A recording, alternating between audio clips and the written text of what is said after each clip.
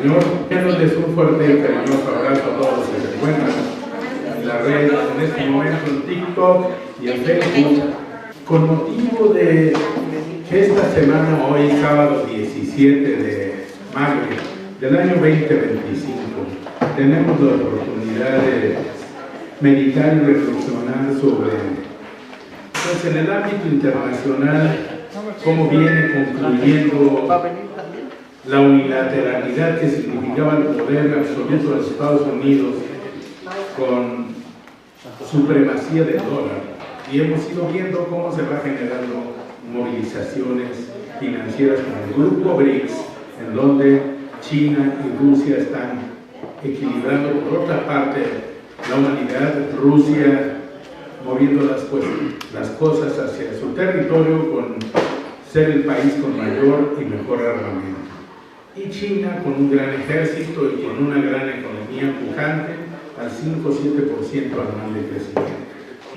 Amigos, el día de hoy quiero decirles que en el escenario global de Estados Unidos también vemos cómo fue una semana de mucho acelere. ¿Por qué?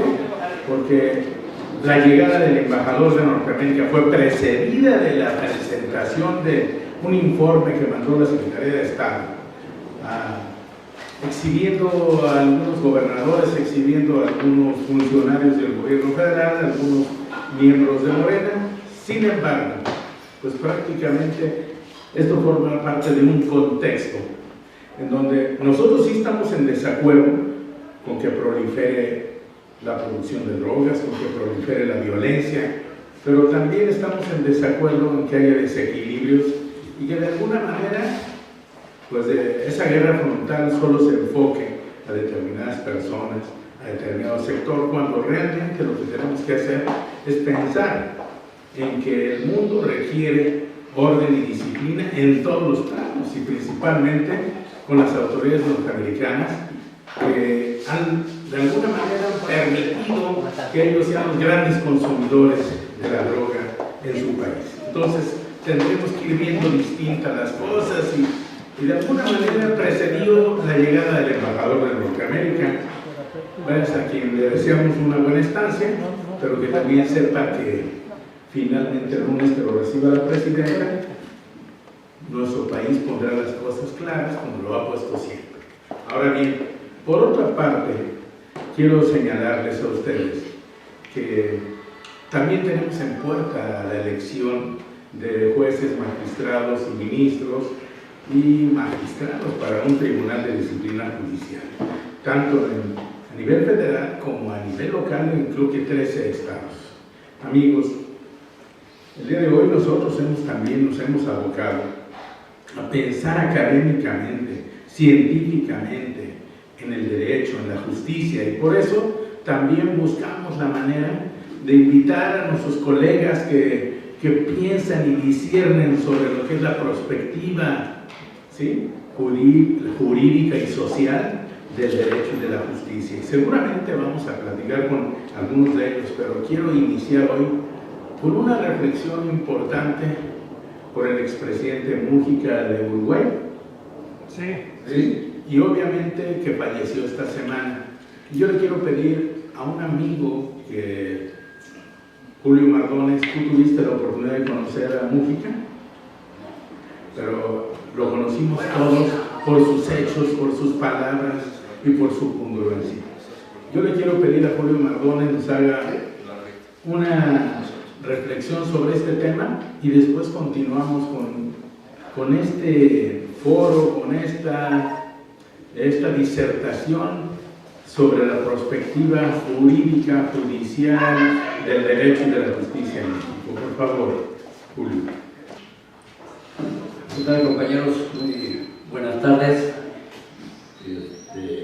Hoy queremos rendir un pequeño homenaje a un gran y modesto político sudamericano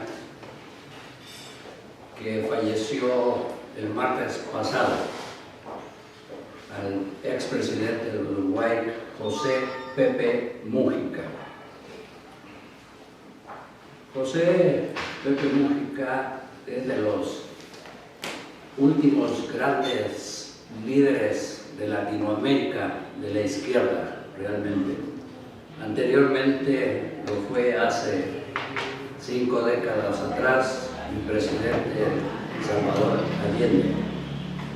Con la muerte de Mújica prácticamente pues ya no tenemos referentes de líderes de izquierda de los cuales podamos tomar su ejemplo. José Mújica gobernó Uruguay entre 2010 y 2015 de la mano de la coalición Frente Amplio y se convirtió en un referente para la izquierda latinoamericana de las últimas décadas. Hoy queremos hablar del político que no fue fanfarrón y sí congruente con lo ofrecido, no como otros que predicaban la austeridad y después de usar un suru, al poco tiempo le vimos en grandes camionetas blindadas. En su modestia, Pepe Mújica manejaba hasta los últimos días de su vida un Volkswagen azul cielo de aquellos que fueran conocidos como los escarabajos. Hoy queremos hablar del presidente que se distinguió por su vida austera, rechazó los lujos y siendo presidente siguió viviendo en su modesta chacra en las afueras de Montevideo, no como otros que de izquierdas prefirieron vivir en Palacio Nacional. José Pepe Mújica, el expresidente, falleció el 13 de mayo a los 89 años. Se destacó por su sencillez y lucha social y compromiso con la democracia. Nacido en 1935, su vida estuvo marcada por la militancia en el Movimiento de Liberación Nacional Tupamaros y los años de cautiverio bajo la dictadura militar. Tras la restauración de la democracia, Mújica abandonó la lucha armada y emergió como líder del Frente Amplio, siendo electo presidente en 2009. Su mandato se destacó por reformas progresistas y la coherencia de una vida austera. El exmandatario, uno de los principales referentes de la izquierda latinoamericana en las últimas décadas, había anunciado el pasado 9 de enero en una entrevista que el cáncer que le fue descubierto en el esófago se le había extendido al hígado y que no iba a recibir un nuevo tratamiento. Me estoy muriendo y el guerrero tiene derecho a su descanso, dijo en ese momento. Mújica conmovió al mundo al llegar al gobierno de Uruguay el 1 de marzo de 2010. Medios de comunicación de todo el planeta contaron la historia del ex guerrillero, que con 75 años se convertía en presidente liderando una coalición de izquierda. Era el punto culminante de una vida marcada por el compromiso político con los sectores más vulnerables. Pepe, sobrenombre con herencia española, con el que nos saludaban los uruguayos, militó desde muy joven. Tenía 14 años cuando empezó en una agrupación anarco, según contó él mismo, y fue relacionándose cada vez más con partidos de izquierda y abrazando el marxismo. Fue un ávido lector de historia, biología y literatura y tuvo una fuerte formación humanística. Mújica creció en Paso de la Arena, una zona ubicada al oeste de Montevideo, de clase obrera y bastión de la resistencia a la última dictadura que duró de 1973 a 1985. Aprovechando la hectárea de campo que tenía la familia Edna, Pepe Mújica plantaba verduras y flores que vendía para ayudar a su madre, Lucy Cortana. Su padre, Demetrio Mújica, Murió cuando él tenía 16 años. El apego a la tierra le permitió seguir cultivando flores. La austeridad y su hablar campechano han sido sus marcas distintivas. A sus 20 años no estaba afiliado a ningún partido político, pero participaba en protestas de trabajadores y se movilizó por la reforma universitaria. La Revolución Cubana de 1959 fue de influencia para los jóvenes y sectores intelectuales de América Latina. En Uruguay gobernaba el Partido Nacional, conocido como los Blancos, que giraba cada vez más a la derecha y reprimía al movimiento estudiantil. Me fui haciendo marxista, contó Mujica, un marxismo más libre pensador, menos escolástico y siempre muy cuestionador, especialmente de los soviéticos. En esa búsqueda, Mujica se incorporó a la lucha armada con el Movimiento de Liberación Nacional Tupamaros, una guerrilla urbana inspirada en la Revolución Cubana. Fue encarcelado por primera vez en 1964 por el intento de asalto a una sucursal de la empresa Suratex. Y en 1969 pasó a la clandestinidad porque la policía descubrió armas y municiones que la guerrilla le había entregado para que las custodiara. Fue detenido varias veces. En 1970, los policías ya lo tenían en el suelo desarmado y le dispararon 6 balazos. Al año siguiente, Mujica protagonizó la espectacular fuga de la cárcel de Punta Carretas a través de un túnel en que se escaparon 111 presos. 106 eran guerrilleros. Tras el golpe de Estado de 1973, año que también ocurrió lo mismo en Chile, Mujica se convirtió en rehén de la dictadura. En el libro Memorias del Calabozo, Fernández Huidobro narró la tortuosa experiencia que vivieron junto a Raúl Senti, Jorge Manera, Enrique Engle, Adolfo Wasserman, Jorge Zavala y Julio Marenales, a quienes estuvieron rotando entre cuarteles de todo Uruguay. Ese largo viaje de 9 rehenes de la tiranía duró exactamente 11 años, 6 meses y 7 días. Mujica recuperó la libertad en una amnistía en 1985 y una década después fue elegido diputado, luego senador, y en 2005 ocupó el cargo de ministro de Ganadería y Agricultura del primer gobierno de la coalición de partidos de izquierda, Frente Amplio, encabezado por el socialista Tabaré Vázquez. En el sistema político de Uruguay no está permitida la reelección directa. Entonces, Mujica fue candidato presidencial del Frente Amplio y ganó las elecciones de noviembre de 2009. Durante su gobierno se aprobaron leyes que ampliaron los derechos de las personas y que fueron de vanguardia para América Latina, como la liberación de la producción y comercialización de la cannabis, la legalización del aborto y el matrimonio igualitario. Esto nos da una idea de la grandeza y la visión de Mujica con el futuro. Pepe Mujica donó casi el 90% de su sueldo como presidente a fondos de ayuda social y siguió viviendo en su modesta chacra, una finca rural que tenía afuera de Montevideo. Junto a él vivía su esposa Lucía Tomalesi, también ex Tupamara, luego diputada, senadora y vicepresidenta, con quien compartió su vida desde el regreso a la democracia. De tanto en tanto, Pepe Mujica se escapaba de la escasa guardia policial y salía a pasear con su Volkswagen Escarabajo celeste del año 1987. Su chacra ha sido visitada por muchos gentes y más ahora después de su muerte.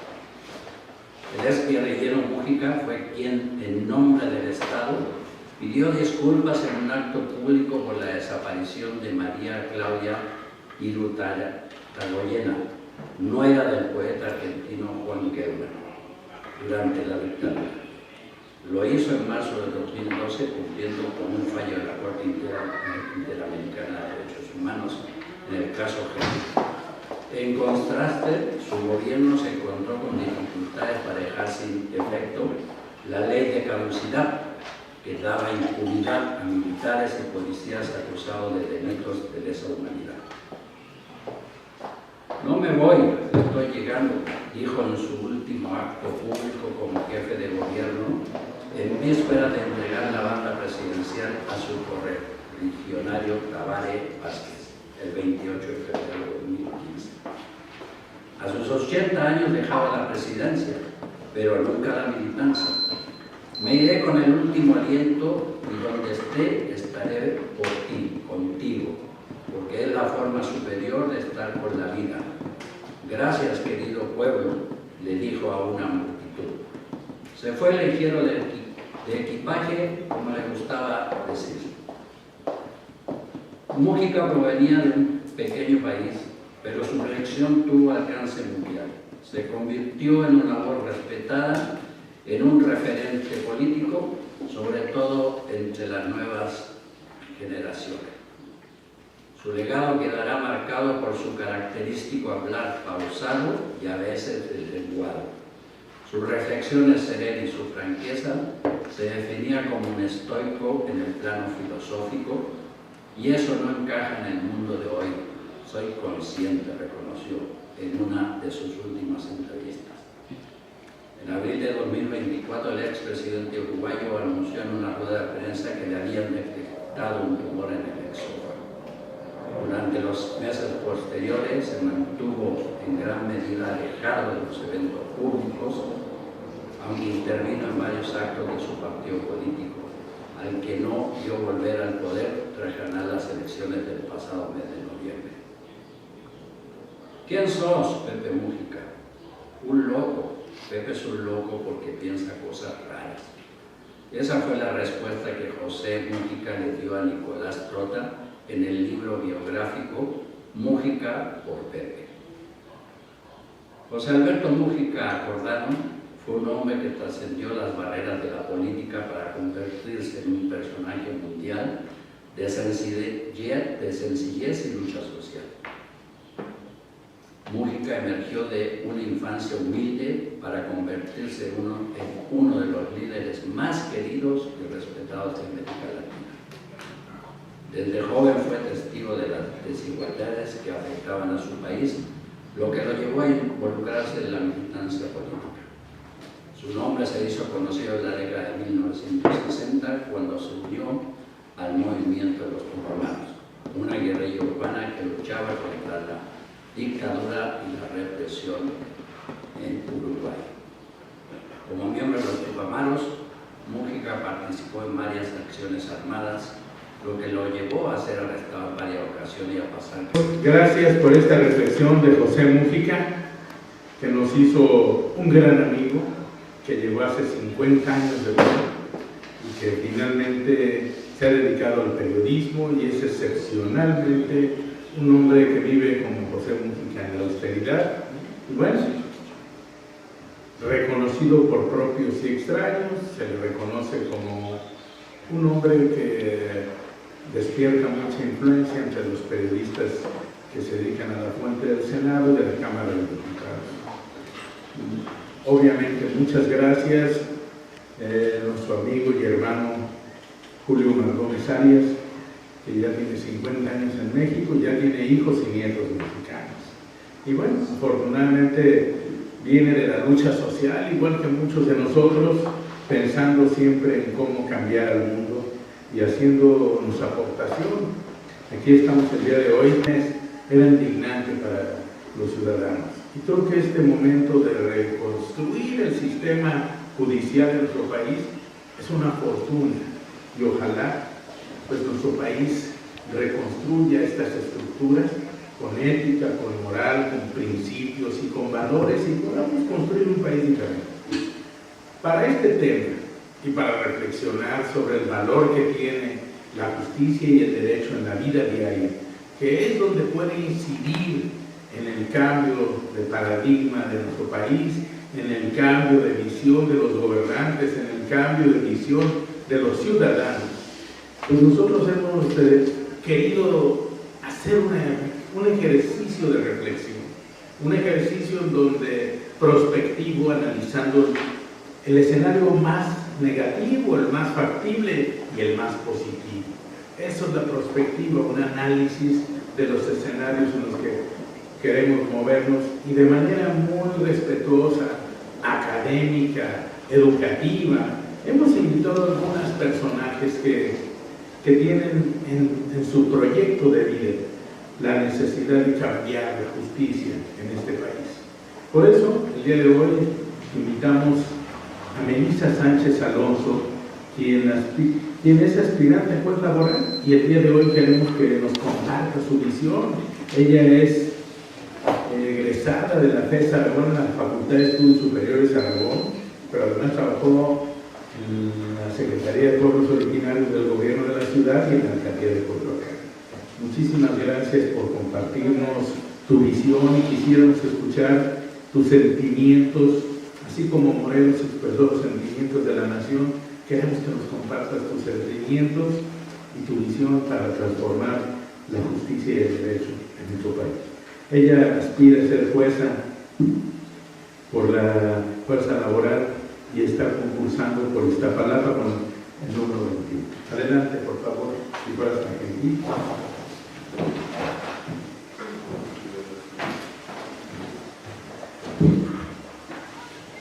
¿Qué tal? Buenas tardes a todos y a todos. Como ya me presentó mi compañero Roberto, yo soy Melissa Sánchez Alonso, tengo 31 años, tengo una licenciatura en Derecho por la FES Aragón y actualmente soy candidata a jueza laboral en el Distrito 8 en Iztapalapa. Mi interés por ser jueza laboral es porque me he dedicado en todos estos años de servicio, a trabajar en el servicio público, donde he aprendido que una justicia eficaz no solo debe de ser justa, sino también oportuna. Como algunos sabrán, la justicia laboral aquí en México suele ser un poco lenta. Entonces, mi interés por participar en este hecho histórico se debe precisamente a eso, a que la justicia laboral aquí en México sea eficiente, sea más rápida, claro, obviamente sin perder la sensibilidad en lo que se va a determinar, y prácticamente es eso, ¿no? Espero que nosotros podamos hacer algún intercambio de ideas con mi compañera, y bueno, no sé, si tengan alguna pregunta, alguna duda, aquí estoy al lado. No, más que nada que nos platiques tú, Oscar. ¿Qué propones tú? Yo lo que he venido diciendo a lo largo de que inició la campaña, no vengo con algunas propuestas como tal, ya que nosotros pues, nos vamos a dedicar a resolver los asuntos. Lo que yo me puedo comprometer es simplemente a eso, aplicar la ley de manera eficaz, a lo que ya viene, a hacerlo en los plazos determinados. Por ejemplo, en el nuevo sistema de justicia laboral, pues hacerlo en las dos fases que se comprenden, hacerlo de una manera eficaz. Ese es mi compromiso, hacerlo de una manera rápida y eficaz. Esto es lo que necesitamos en este sistema de justicia laboral. Eso es lo que realmente necesitamos. Quería hacerte una consulta. Nosotros aquí, en estas instalaciones, tenemos la Conferencia Internacional de la Comunidad Universitaria y también la CONCAM, que es la Confederación de Colegios y Asociaciones de Abogados de México. Y bueno, una de las preocupaciones que tenemos es que finalmente el país viene saliendo después de un proceso de 80 años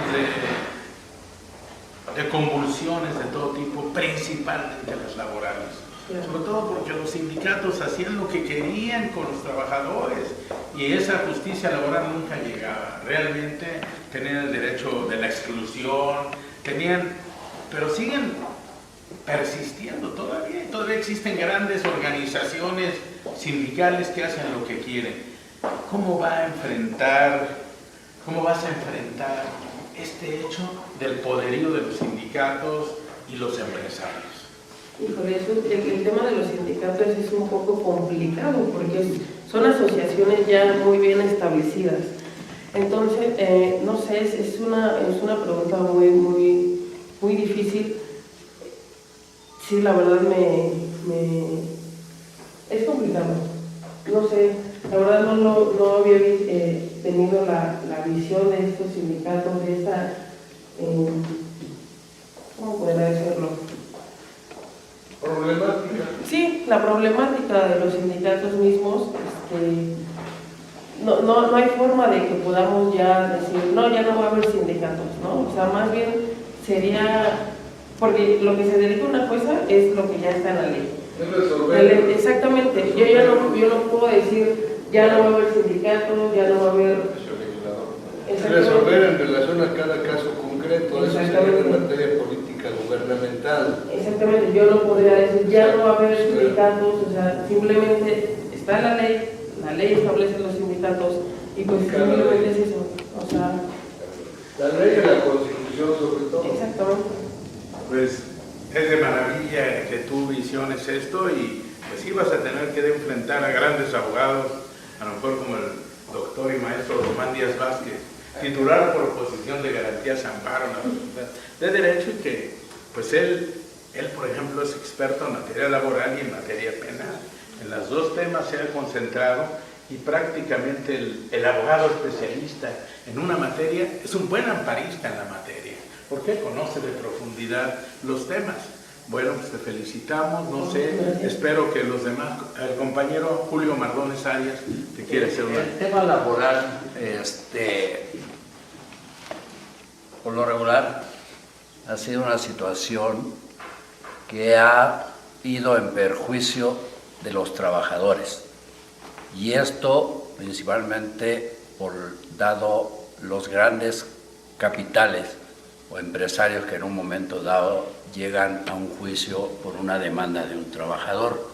Entonces, ¿qué hacer en esta nueva reforma y en este nuevo Poder Judicial para que realmente al trabajador se le considere cuando está presentando una demanda en que solo está pidiendo lo justo que se le pague y no que por a través de, vuelvo a decir, de situaciones de poder económico, siempre sale perdiendo y entonces no obtiene lo que realmente la ley debiera de darle? Es que justo para esto es esta reforma, porque la Ley Federal del Trabajo está establecida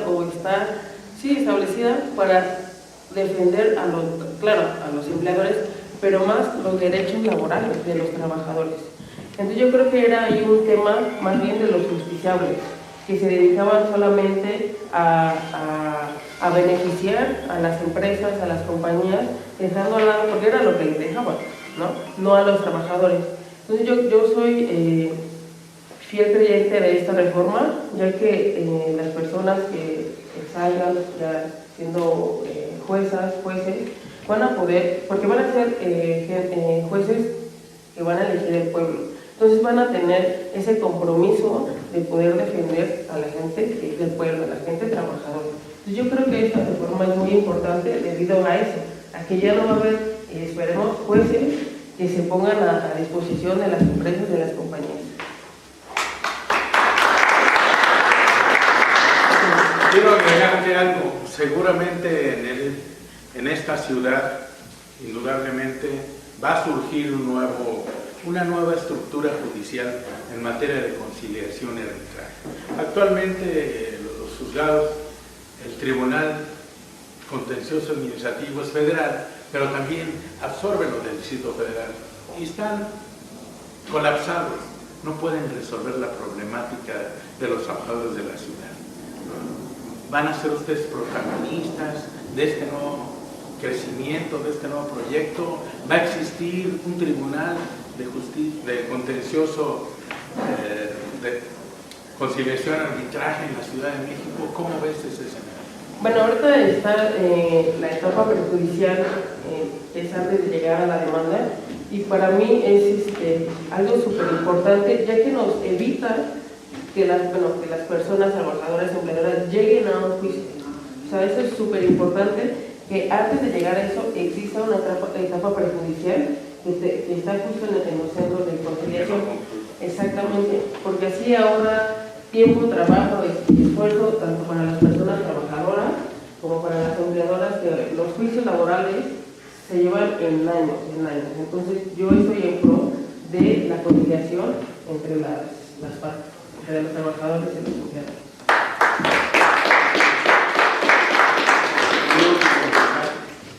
No, nada más los invito a todas y a todos, a las personas que nos están viendo y a ustedes, a que participen en este hecho histórico, porque estén o no a favor o en contra de la reforma, es un hecho importante y mientras más personas participen, mejores resultados vamos a tener en pro de todas las personas. Muchas gracias.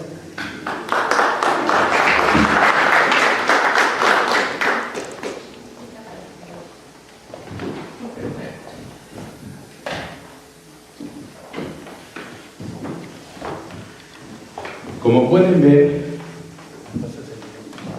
en este escenario en donde no nos estamos involucrando en el tema político, electoral, sino estamos involucrándonos en el análisis, el discernimiento, el estudio académico o de investigación científica del derecho y la justicia, de la comunidad universitaria y de la CONCAM, que podamos estar construyendo junto con la ciudadanía este proceso maravilloso que va a ser histórico, como dijo Melissa hace unos momentos. Pero para continuar en este discernimiento, continuar en este estudio prospectivo de los escenarios que va a tener la justicia y el derecho laboral en México, le pedimos a Malinali Isla Santiago tenga la generosidad de acercarse con nosotros a compartirnos su visión académica, científica sobre este tema. Gracias a Malinali Isla Santiago, que también es a su vez candidata por Iztapalapa. Gracias. Pues primero que nada, buenas tardes a todos. Agradezco mucho estos espacios que nos permiten a los candidatos acercarnos a la ciudadanía, que ustedes nos conozcan. Al final del día estamos en un proceso histórico, un proceso innovador, un proceso que está surgiendo de la nada. Es un experimento tal vez para todos, porque no tenemos recursos, porque no tenemos guías, porque no tenemos muchas de las estructuras que normalmente se dan en una elección normal. Sin embargo, pues yo vengo el día de hoy a presentarme. Mi nombre es Malinali Liliana Isla Santiago. Estoy también, de igual que mi compañera Melissa, soy candidata a jueza laboral en la Ciudad de México por el Distrito 8. Soy licenciada en Derecho también por la Facultad de Derecho de la Universidad Nacional Autónoma de México y también tengo una maestría en el Colegio de Investigación, el del IPED, en el Instituto de Posgrado del Derecho. En ese sentido, actualmente funjo como conciliadora en el Centro Federal de Conciliación y Registro Laboral en el área de sindicatos y negociación colectiva. En ese sentido, y justo retomando uno de los temas que mencionaba hace rato, creo que también estamos en un momento histórico. Como bien lo mencionaron, el derecho laboral ha sido lastimado y olvidado desde décadas atrás. En 2019 tuvimos la fortuna y la valentía de apostar por un cambio. En ese sentido llegó la reforma de 2019, que hizo un parteaguas enorme a la reforma. ¿Por qué? Porque ahora justo establecíamos una etapa prejudicial y posteriormente el juicio, ¿no? Sin embargo, no solo fue eso, fue una regulación también al tema de sindicatos, porque ahora ya se cuenta con un centro, que registra todos los contratos colectivos de todo el país, ¿no? Ya no es que lo hacían las cuentas al oscurito y que no había registro, nada de eso. De igual manera, hubo una serie de reformas y que continúan con la firma de los tratados internacionales, como el convenio 98 y 87, en materia de libertad sindical y de negociación colectiva. En ese sentido, creo que estamos justo en la medida de lo posible de continuar la reforma de 2019. Perdón que me pongo un poco nerviosa. Es la primera vez que asisto ante personal tan especializado como son los que todos están presentes. Sin embargo, agradezco mucho su atención y no sé si tengan alguna pregunta que justo nos permita a todos disipar las dudas y sobre todo avancemos en este tema tan importante. Yo siempre he dicho, sé que todas las materias son importantes, pero el derecho laboral lo vivimos día con día. No hay un espacio donde no podamos ser trabajador o empleado. Entonces, por eso hay que redignificarlo y hay que continuar la transformación que inició en 2019. Sería todo. Muchas gracias. Porque la ciudadanía está acostumbrada en los procesos electorales a que cuando llega un candidato les diga: ¿qué nos vas a regalar? ¿Qué nos traes? ¿Sí? Entonces yo quisiera saber, en esas peticiones que han expresado los ciudadanos, ¿cuál es la respuesta de ustedes que no están en la política sino en otro proceso? ¿Sí? Y que no les llevan nada, ni gorra ni nada, porque está prohibido. Entonces, ¿cuál es la respuesta a esos ciudadanos que piden algo a cambio de su voto? Claro que sí. Es muy válida la pregunta, porque al final del día yo en recorridos me han preguntado ciudadanos: oye tú, pero ¿me vas a arreglar mi calle? Y es como el decirle: bueno, es que tengo que explicarte que mi materia se dedica a resolver los conflictos que surgen de una relación laboral, ¿no? Sin embargo, ¿qué sí podemos ofrecer? ¿Qué sí podemos ofrecer? El cumplimiento de la ley y sobre todo adaptar los convenios internacionales a las nuevas formas de ejercer justicia. ¿Qué pasa? Un tema muy importante es juzgar con perspectiva de género. Es una obligación constitucional que, sin embargo, en muchos juzgados no se hace hasta que no la solicitan, ¿no? Entonces, ¿qué tendría que pasar ahí? Que el juez de facto lo hiciera, ¿no? Sin la necesidad de que fuera pedida por alguna de las partes. También hay temas como la conciliación. Si bien es prejudicial, el juez no se limita a que no pueda negociar durante el juicio. Siempre he creído, y digo, evidentemente es mi función diaria en el centro de conciliación, pero siempre he creído que la conciliación es una manera de acercar las voluntades y concretarlas en un acuerdo que beneficie a ambas partes.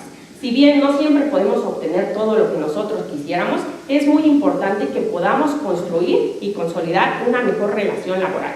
Al final del día, a mí me encantan estos temas, digo, no solo aquí, sino no solo en esta candidatura, sino me encantan estos temas. Y digo, creo que podemos ofrecer un cumplimiento estricto de la ley, informar que hay convenios nuevos, por ejemplo, de acuerdo al convenio 190, ahora todos los contratos colectivos deben de adoptar un protocolo de atención a los casos de acoso y violencia laboral. Y es una situación que no sucede. Un 0.5%, de acuerdo al último estudio, hacían este clausulado, ¿no? Sin embargo, ya también existen las sanciones y la colaboración por parte de los tribunales de que se ejecuten efectivamente estas peticiones. Entonces, eso es lo que podríamos ofrecer. Gracias, sí. En primer lugar, felicitarla. Gracias. Igual que a la candidata Melissa, se me pasó, pero si es posible va la pregunta para ambas.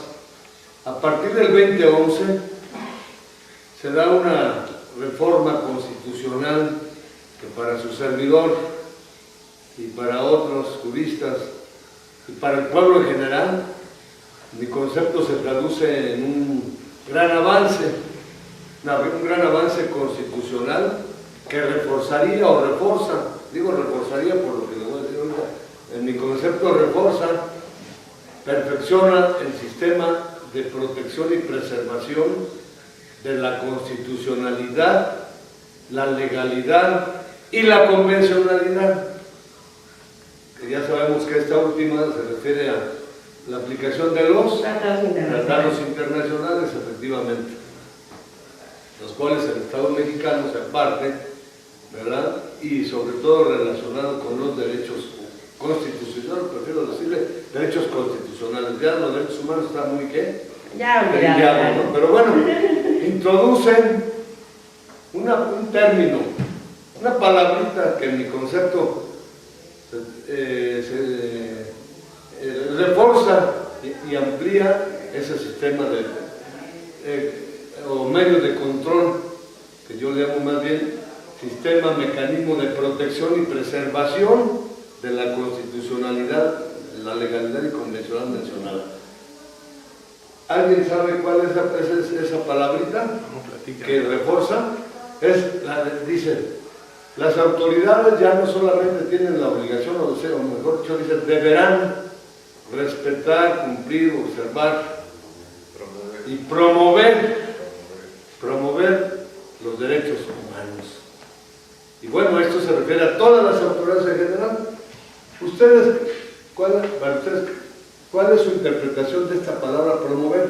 Porque nosotros lo hemos planteado y lo seguimos planteando, por ejemplo, en un caso en Guanajuato, donde un caso ya perdido en materia laboral, tratándose de su materia de ustedes en la que están contendiendo. Una trabajadora de la universidad, no digo el nombre por la secrecía profesional,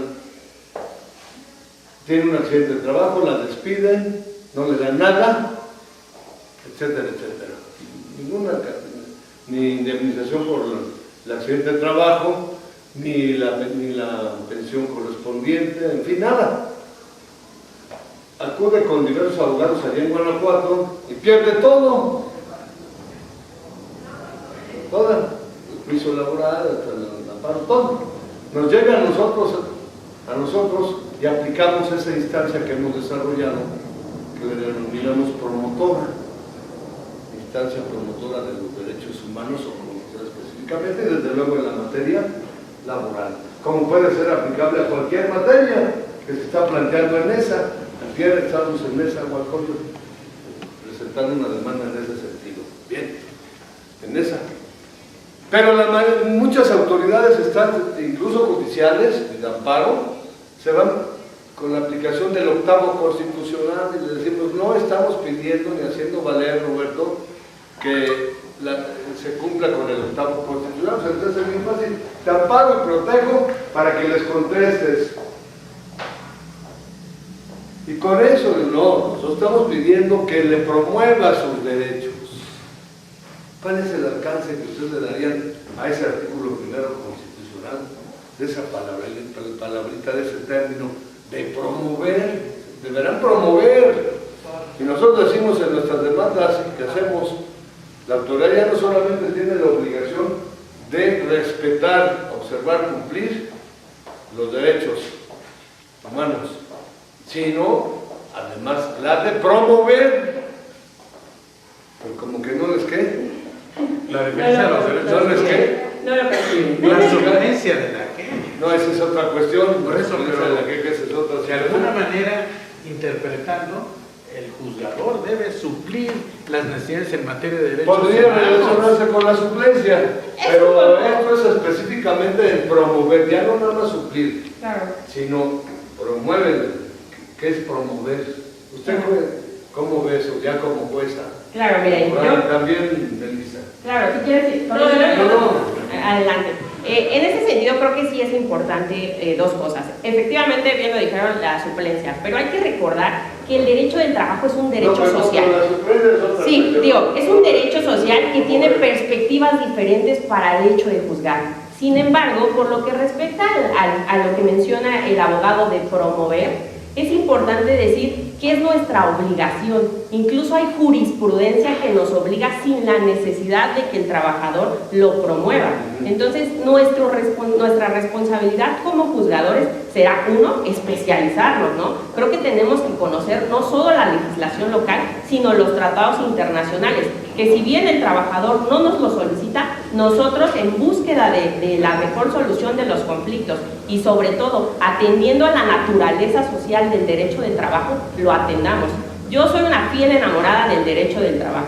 Yo coincido que es el derecho más puro y más noble, porque a diferencia de los demás entes que son a veces temas políticos, este es un derecho social, nació de las luchas sociales y debemos de continuar permaneciéndolo como un derecho social. Por ello, los juzgadores que lleguemos debemos de tener esta conciencia de que es un derecho diferente, es un derecho que debemos de defender y que sí, evidentemente, probablemente digan que haya una disparidad entre trabajador y empleador, ¿no? Sin embargo, creo que hay que recordar que justo por eso nace, ¿no?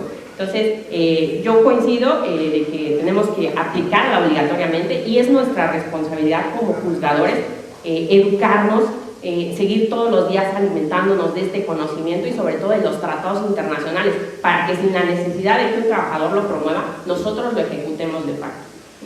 Adelante. Gracias. Pero va a responderme. Bueno, voy a agregar algo. Claro, claro. Hace rato mencionaba que esto surge de las luchas sociales. En efecto, y parece ser que mientras más luchas sociales, más se esmeran los grupos de intereses, los sindicatos y hasta las instituciones en contubernios. No puedo creer, no acepto todavía que el INSE, su sindicato, que Pemex y su sindicato tengan a los trabajadores 30 años o 40 en un juicio laboral y nunca les paguen, mueran ellos, sus esposas, y no les pagan. Y verdaderamente es impresionante que cada paso que dan, sus abogados, ellos dan otros 2, 3 más y tienen todo el poder del Estado. No puede ser. Yo creo que es urgente ahora que lleguen ustedes como juzgadores, sentar precedentes, jurisprudencias que cambien este destino tan triste que le han impuesto a los trabajadores mexicanos que trabajan al servicio del Estado.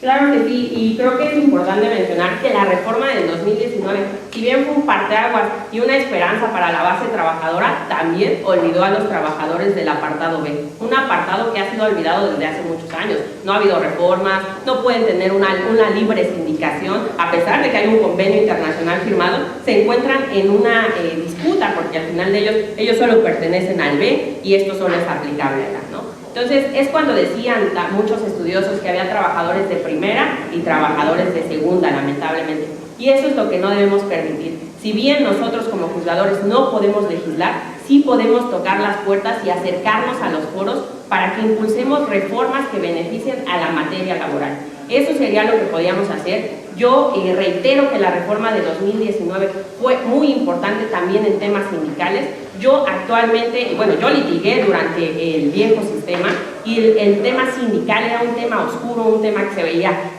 por debajo del agua, un tema que no se conciliaba, un tema que llegabas a la junta y solo decías, vengo a prorrogar, y no pasaba nada, ¿no? Nadie tenía el interés real en saber cuáles eran las condiciones de trabajo, qué éramos lo que estábamos avanzando. Sin embargo, hoy yo puedo dar testimonio de que eso ha cambiado. Yo participo activamente en las negociaciones sindicales, tratamos temas de género, tratamos de que las condiciones que se negocien ya separen justo estos temas, que dejen atrás el viejo sindicalismo que fue dañino en su momento, pero que también fue beneficioso porque sentó las bases del nuevo. Entonces considero que sí fue una reforma buena y que desde nuestras trincheras nos tocará luchar para que no haya trabajadores ni de primera ni de segunda, que seamos una base obrera fuerte y que seamos una base obrera respaldada por derecho. Eso sería todo.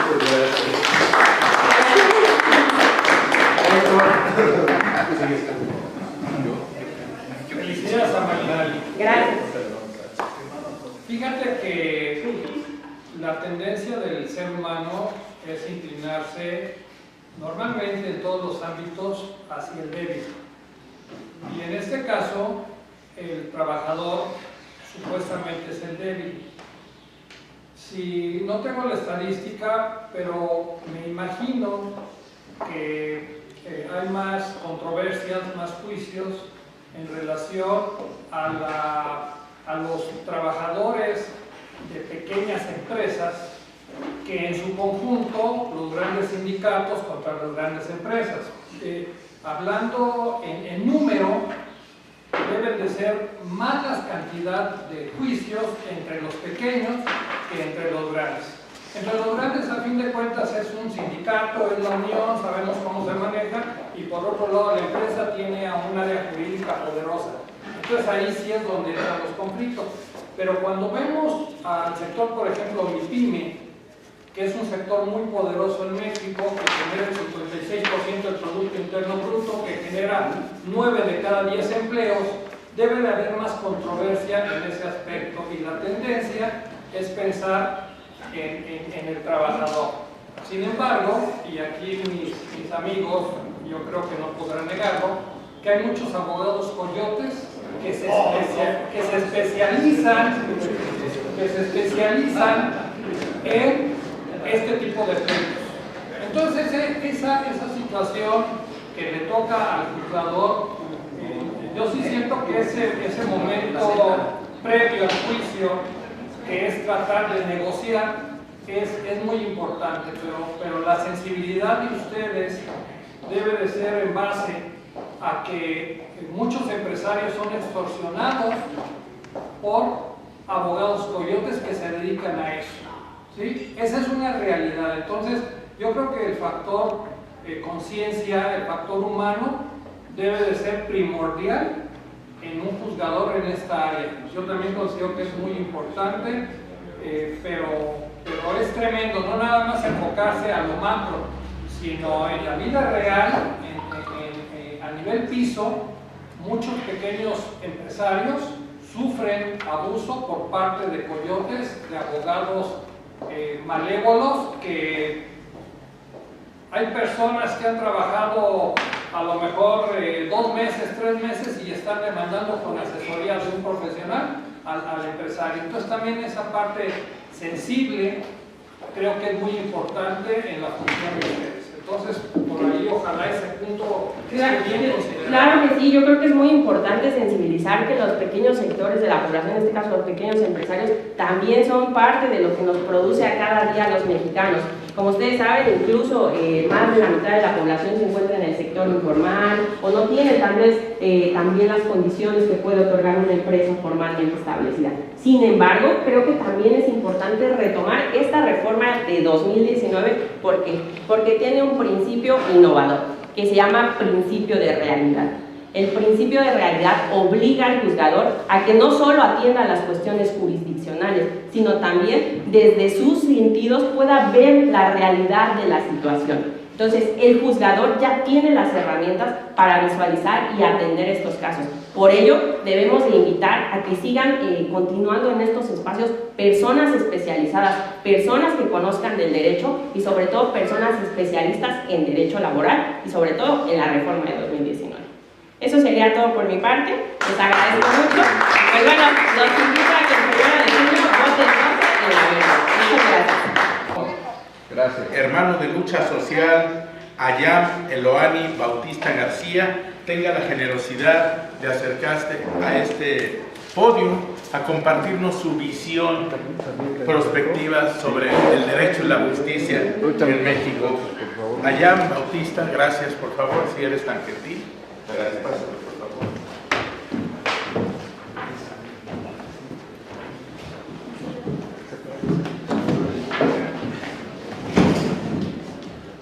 Sí, me alcanzan a ver ahí, sí, ¿verdad? Muy buenas tardes a todos. Muchísimas gracias por la invitación.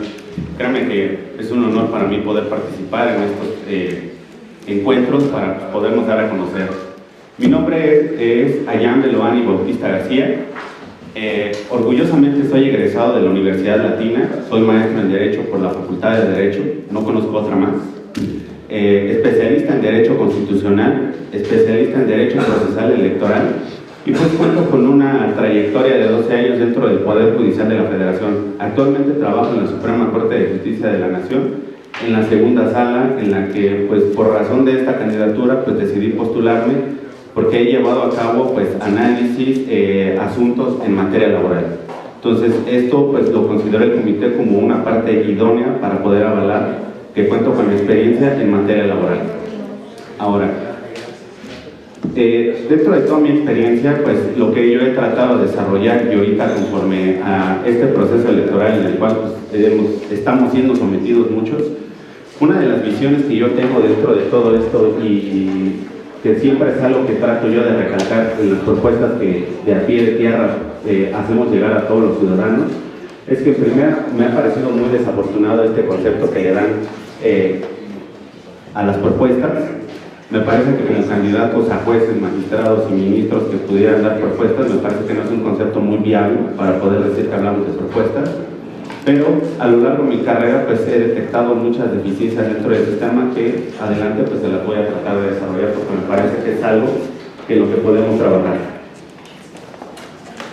Como joven, en este proceso de reforma fui visor de cómo se llevó a cabo la implementación de esta reforma, cuáles fueron los principales puntos que se dieron para poder llevar a cabo esta reforma, y yo creo que la primera que puedo destacar es justicia de puertas abiertas. Pero esto lo hago en este sentido porque me parece que lo que motivó toda esta reforma judicial fue una desconfianza hacia el Poder Judicial. Como juez, más allá de llevar a cabo una función jurisdiccional, voy a tener que llevar, y me veo muy comprometido en poder llevar una visión en tratar de que la sociedad pueda confiar en los próximos jueces que van a estar a cargo o que van a estar al frente de los próximos órganos jurisdiccionales. Creo que, y veo muy necesario que esta función que pretendo ejercer y generar la confianza, es bastante importante, sobre todo para regresar esa confianza de la sociedad hacia el Poder Judicial, y no solo de manera federal, también local, porque me parece que hablar de un sistema jurídico o judicial es tratar de hablar de todo el aparato, tanto a nivel federal, y esto me parece que va a ser una labor ardua, a la cual me voy a comprometer y podré tratar de desarrollar. La otra, esto lo voy a encaminar conforme a la materia laboral, lo que llevó a la materia laboral a esta reforma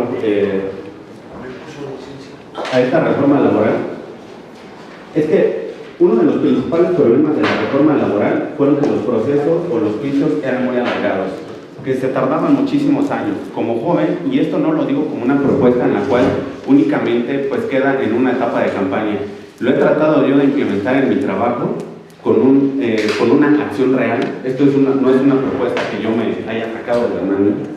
Tratar de agilizar todos estos procesos es una cuestión de convicción. Esto queda a cargo de las personas titulares siempre, de tratar de agilizar los procesos y los juicios.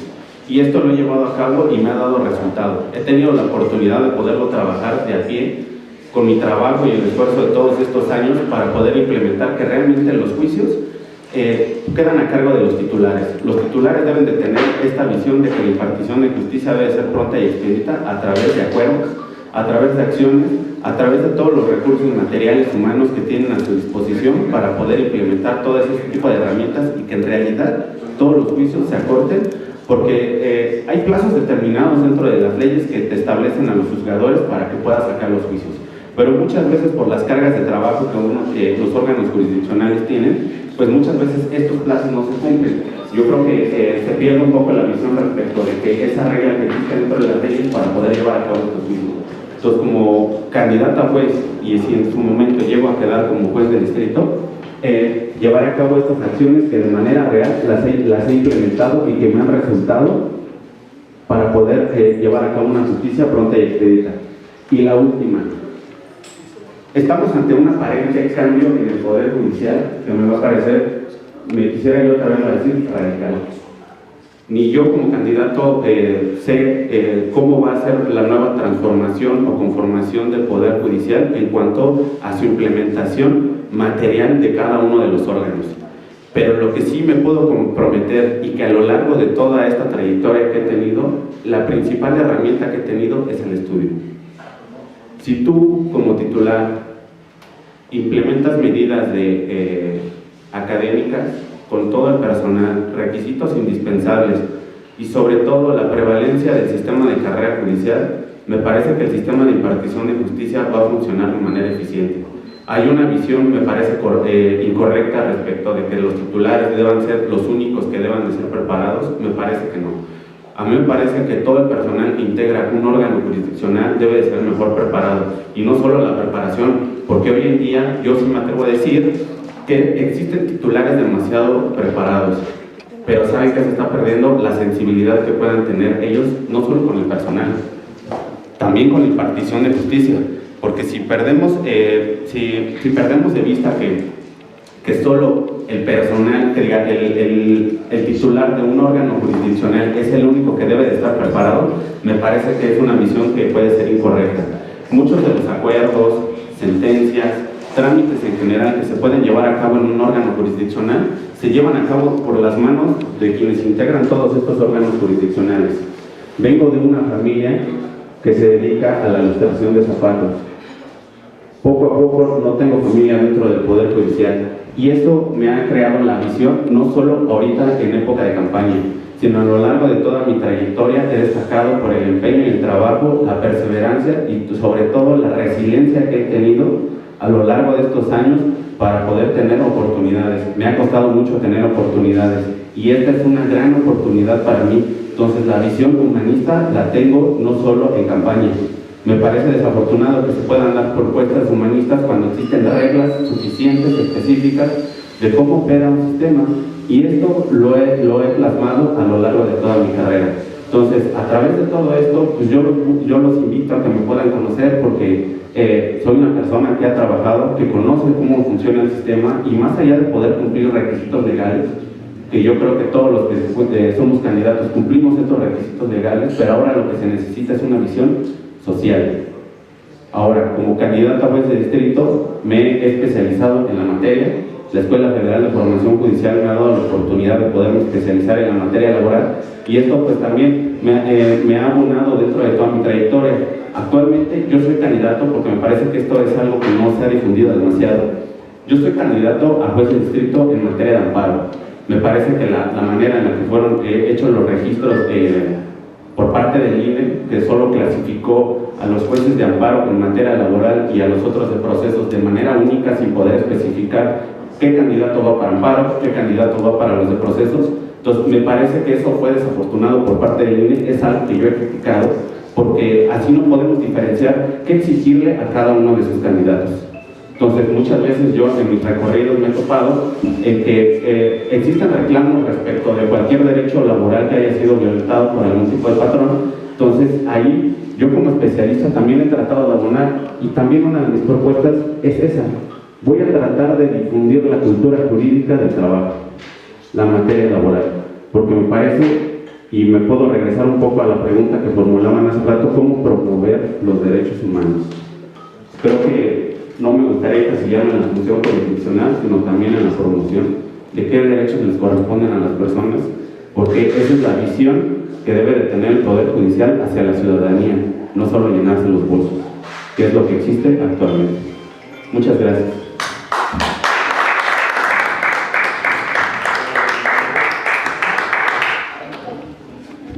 Y no sé cuánto pregunta. Otra vez. Adelante. Bueno, Román, si quieres, adelante, Román. Usted mismo ya, en primer lugar, felicitarle, ¿verdad? Y desearle éxito. Y bueno, además por su exposición, pero también la pregunta va encaminada, ya que usted tocaba el término de promover, y máxime, que está dentro del Poder Judicial ya desde hace tiempo, y todavía más como candidato a juez de amparo de distrito en amparo, porque efectivamente hay con el proceso, ¿verdad?, penal, civiles, laborales. ¿Cuál es el alcance para usted de esa reforma de 2011 que yo insisto cambia para bien, de manera positiva para el pueblo, para la constitucionalidad, la convencionalidad y la legalidad?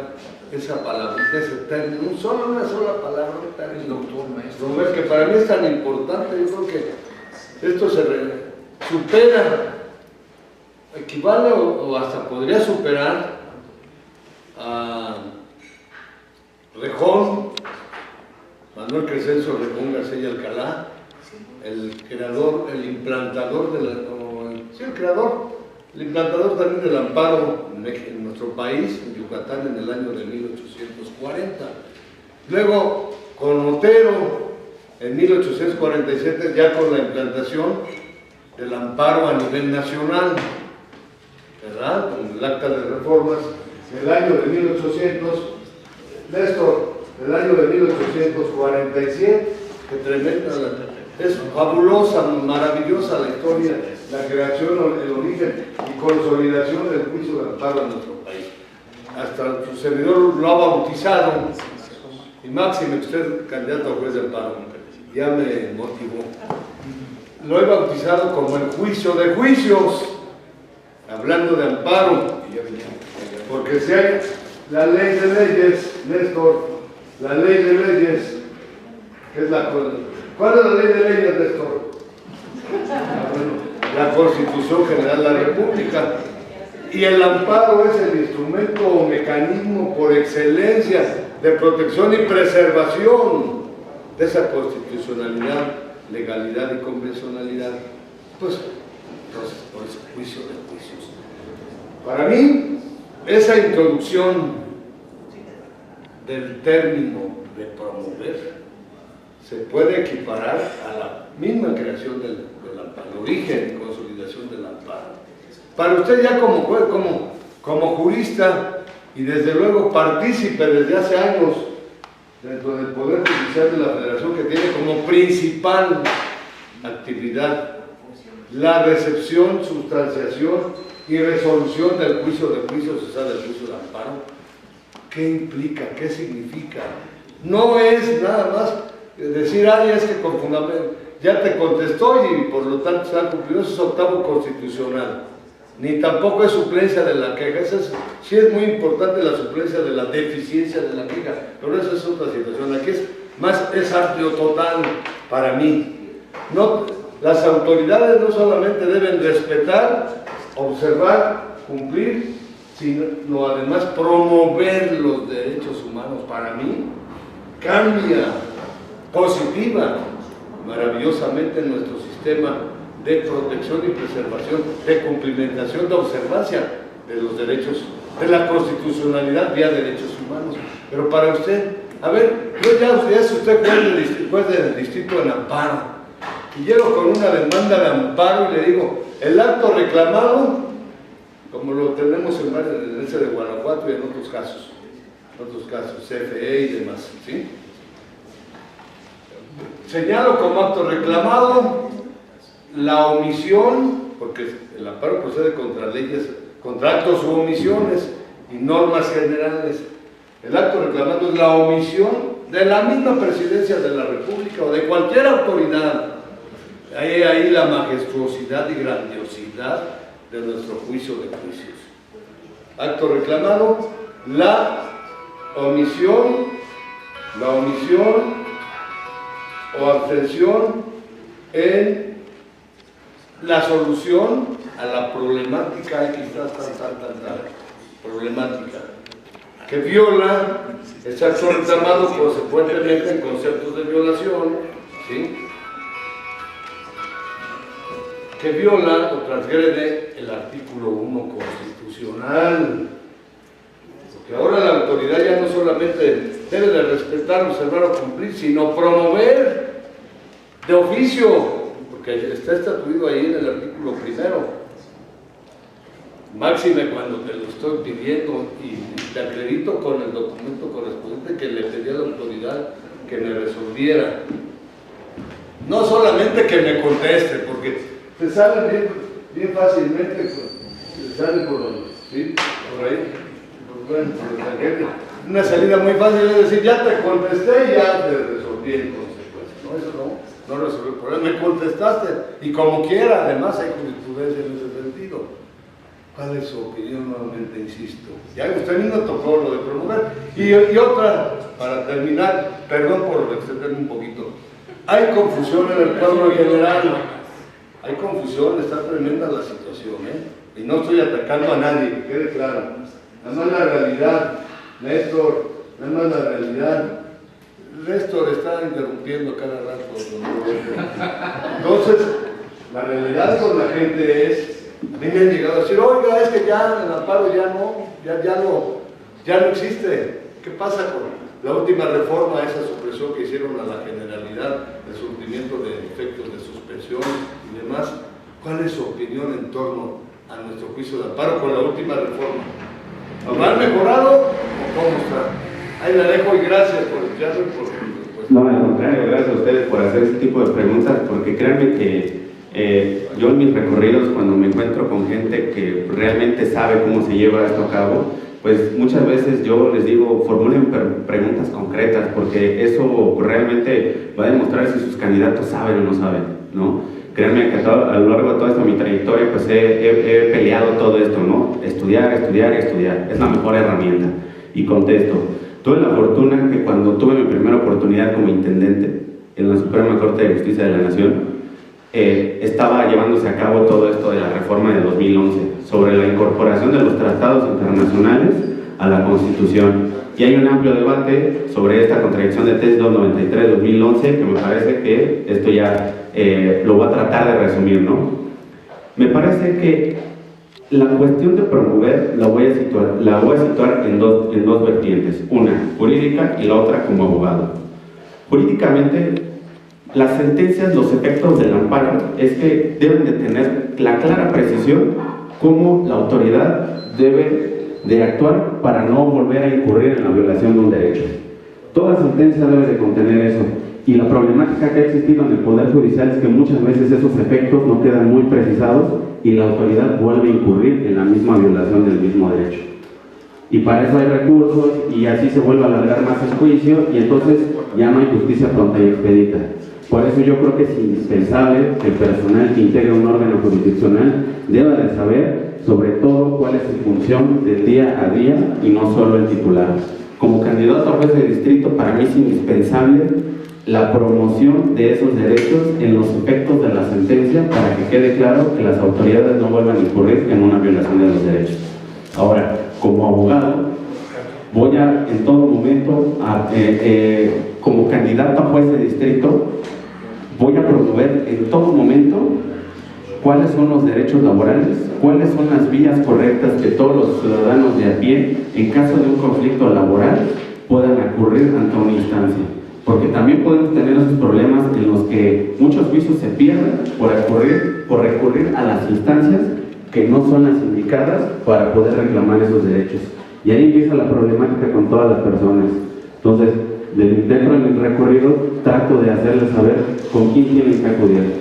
Porque me he topado con ese tipo de situaciones en las que dicen, bueno, en caso de que tú llegues a quedar como juez de distrito en materia laboral, sin especificar de qué tipo de materia, la función que ejerce un juez en materia laboral, les digo, quiero que ustedes sepan que yo no voy a ser la primera persona con la que se van a encontrar el día que ustedes tengan un conflicto legal.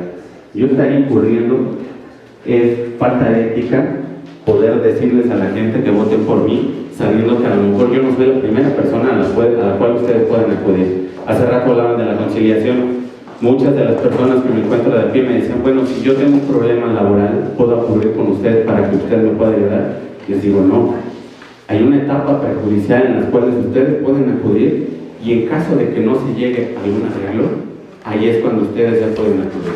Utilizando las palabras simples para que también la ciudadanía nos pueda entender. Porque un problema que ha tenido el Poder Judicial es que entre abogados solo nos entendemos y la ciudadanía no nos entiende. Y me parece que también ese es un grave problema. Entonces, en mi recorrido trato de promover todo este tipo de reglas que existen para que las personas puedan acudir y me parece que es una buena herramienta.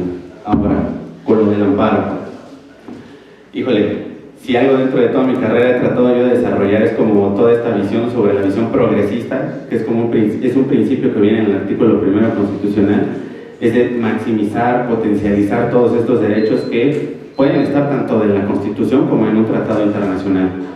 Y poder, esa regla dentro de la ley de amparo, que no tengan efectos generales, a mí en lo personal me pareció un gran retroceso. Porque no quiere decir que el amparo deje de existir. Hay una falsa visión respecto de que con esto se elimina el amparo. No, el amparo no deja de existir, simplemente regresamos a lo mismo que existía antes. ¿Quién podía promover un amparo y para quién era el efecto? La persona agraviada.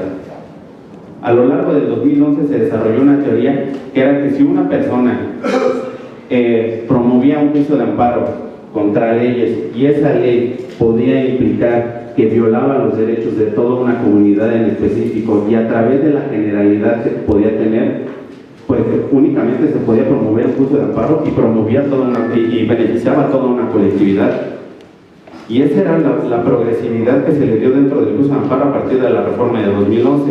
Entonces, con esta regresividad que se le dio a partir de esta reforma, que se eliminaban los efectos generales, me pareció pues muy malo, porque podemos volver a regresar a que no solo los órganos jurisdiccionales, las juntas puedan volver a estar llenas de juicios.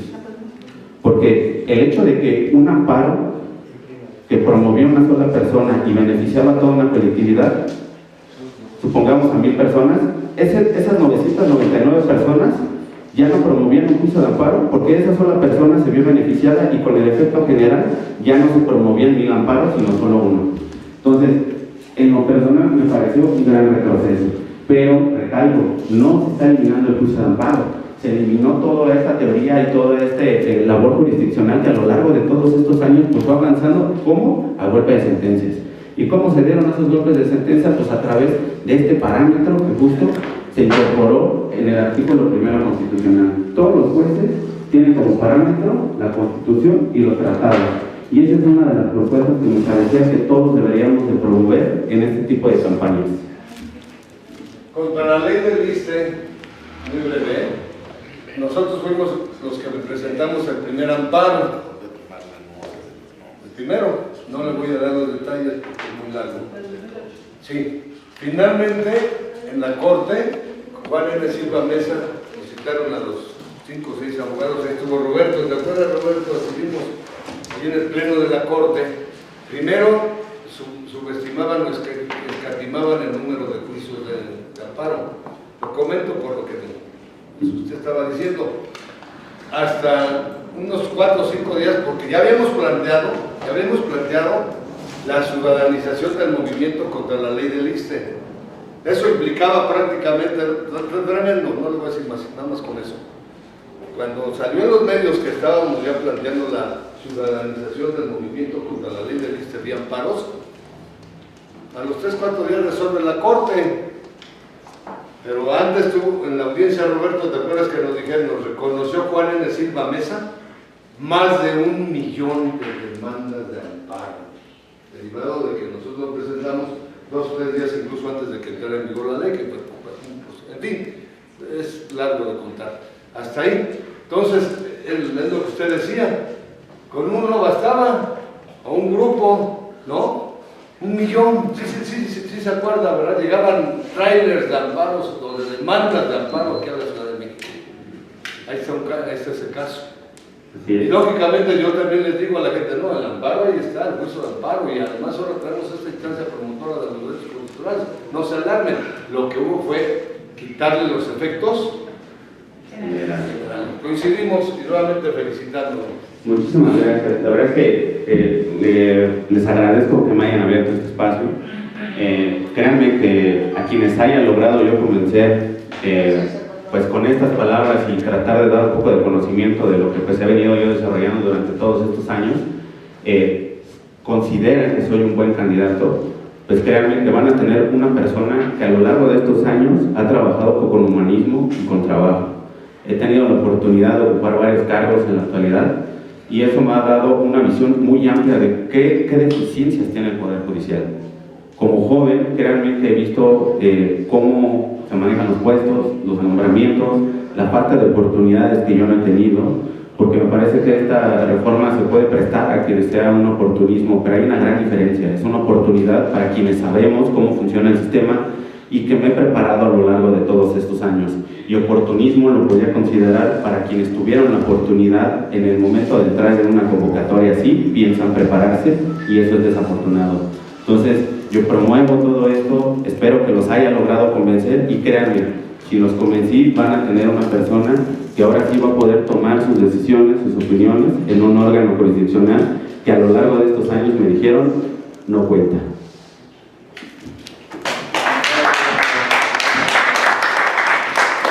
Con el propósito de concluir esta fase de este encuentro nacional prospectivo sobre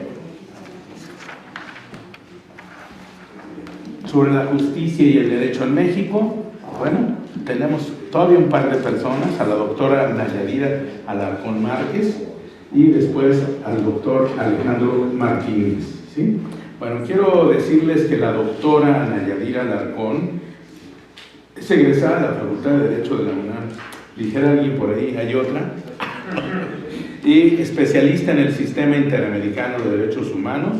Se ha desempeñado en diversos cargos públicos a nivel de mando en los 3 poderes y en los 3 niveles de gobierno, en instituciones como la Secretaría de la Función Pública, Hacienda y Crédito Público, Fonatur, IFAI, Senado de la República, Banco de México e INAI. Y en el Poder Judicial de la Ciudad de México fue consejera de la Judicatura del Tribunal Superior de Justicia.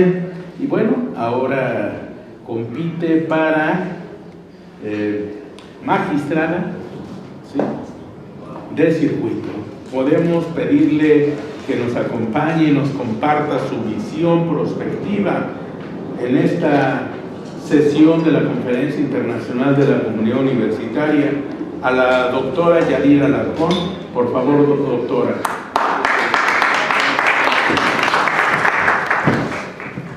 Gracias. Muy buenas tardes a todos. Le comentaba aquí a nuestro querido amigo Marco que voy a hacer una presentación de temas jurídicos, porque sé que aquí habemos puros expertos en derecho. No haré ningún tipo de señalamiento en relación al proceso en el que participo, ni mi número de candidatura, y voy a explicar el motivo. Las reglas de este proceso no permiten que en este tipo de actividades se puedan ver símbolos patrios. Es una de las, y como tenemos las banderas atrás, pues como un poco para respetar las reglas del proceso, más bien me voy a dirigir un poco a hablarles de quién soy yo, qué experiencia tengo, y bueno, ya fuera, así que fuera de cámaras, a lo mejor sí poder platicar un poco más del tema de la postulación. Bueno, pues primero que todo agradezco de verdad su presencia, agradezco al doctor que me hizo favor de invitarme como en este foro de la Confederación Nacional de Colegios y Asociaciones de Abogados de México. Creo que es muy importante poder tener el acceso a ustedes y platicar un poco de la trayectoria de quienes desde afuera del Poder Judicial estamos pues viendo este proceso y teniendo alguna intención de formar parte del mismo. En mi caso, yo soy doctora también en Derecho, egresada por la UNAM, igual que me antecedió en el uso de la palabra.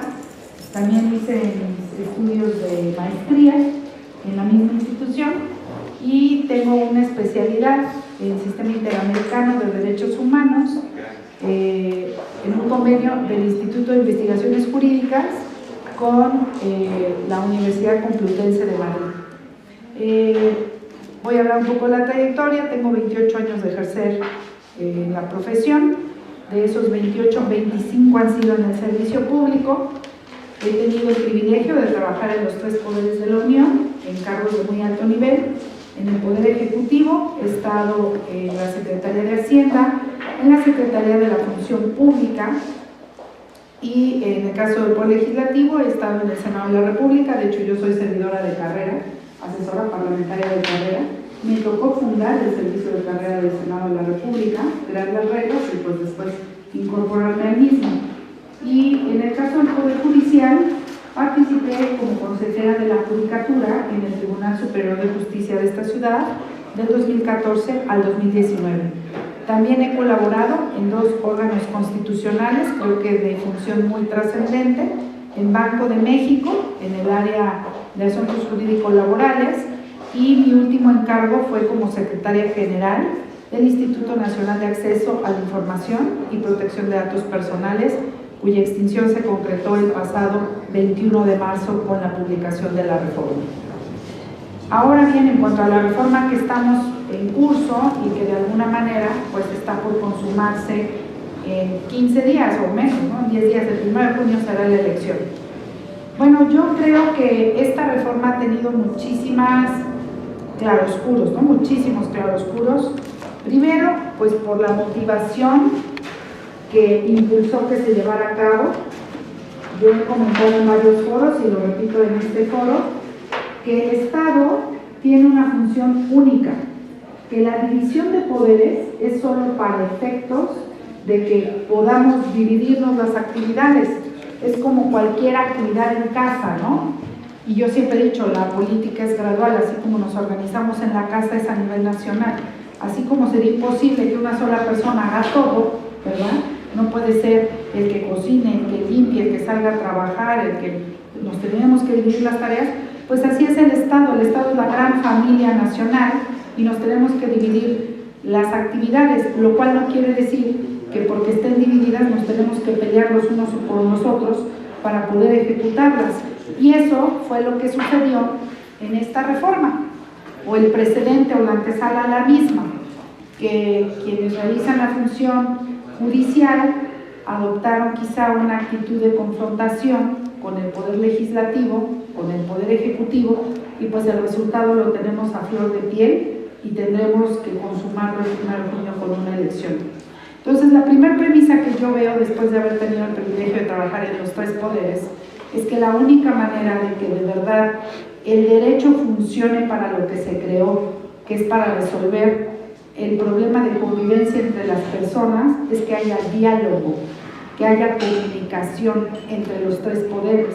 Y esa va a ser una labor bastante peculiar para quienes encabecen las nuevas titularidades de los órganos jurisdiccionales, porque algo que quizá no estaban acostumbrados a hacer por esta visión un poco alejada de las personas, de las situaciones que se viven en el día a día, a pesar de que diariamente resuelven asuntos que involucran a personas, es que van a tener que aprender a dialogar con las autoridades. Máxime los de materia administrativa, que es la materia en la que yo me especializo. ¿Por qué? Porque una figura que no tenemos la costumbre de utilizar y que en otro foro de constitucionalistas les causó mucho ruido, fue que vamos a tener que enseñarles a las autoridades a mediar. Y que claro que podemos hacerlo, más en el amparo directo. En cualquier etapa del proceso es posible llegar a una mediación y con eso se termina la litis. Pero incluso en materia de amparo indirecto, si no durante la sustanciación como tal, porque los derechos humanos no son negociables y estoy muy consciente de eso, sí tendremos que aprender a dialogar para buscar un resarcimiento a las personas afectadas. Y les voy a platicar algo. Yo que he tenido el privilegio de trabajar en el Poder Ejecutivo, lamentablemente, tanto en las áreas jurídicas como en las contralorías existe una regla no escrita, pero que funciona y ustedes lo han vivido seguramente en los casos que les ha tocado litigar. Los jurídicos, aún sabiendo que hubo un error o aún sabiendo que pudo haber alguna omisión, litigan los asuntos hasta la última instancia porque tienen encima la presión de las contralorías. Una regla no escrita, porque en ninguna parte de la Ley General de Responsabilidades Administrativas van a encontrar esto que les voy a comentar, es que si no agotan hasta el último recurso se les puede iniciar un procedimiento de responsabilidades administrativas bajo el criterio, porque es un criterio, no está escrito en ningún lado, de que están negociando los intereses del Estado. Y entonces no solo les inician un procedimiento por irregularidad, sino incluso les pueden llegar a fincar una responsabilidad patrimonial. Entonces, por eso es que ustedes ven la actitud institucional siempre combativa, a pesar de que saben que llevan las de perder, pero por lo pronto te llevan meses, años litigando. 30 años. Sí, meses, años. Ajá. Esto también se refleja a nivel presupuestal.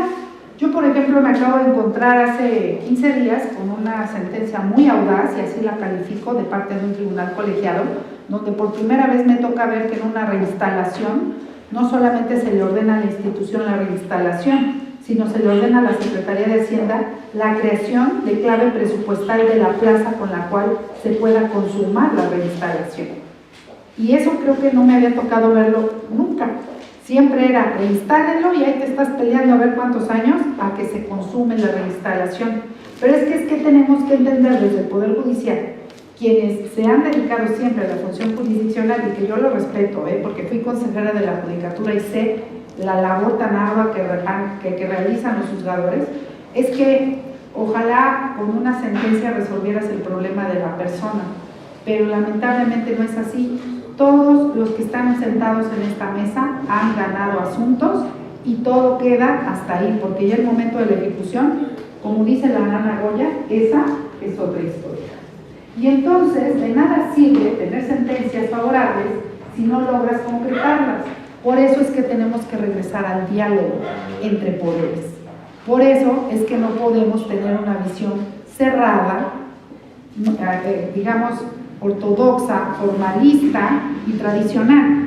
Tenemos que tener una visión nueva, una visión que nos ayude a entender que sí podemos buscar una solución negociada y entonces buscar desde los tribunales administrativos que este indebido criterio que se ha venido aplicando toda la vida, tanto en los jurídicos de las instituciones públicas como en las contralorías, no es el correcto.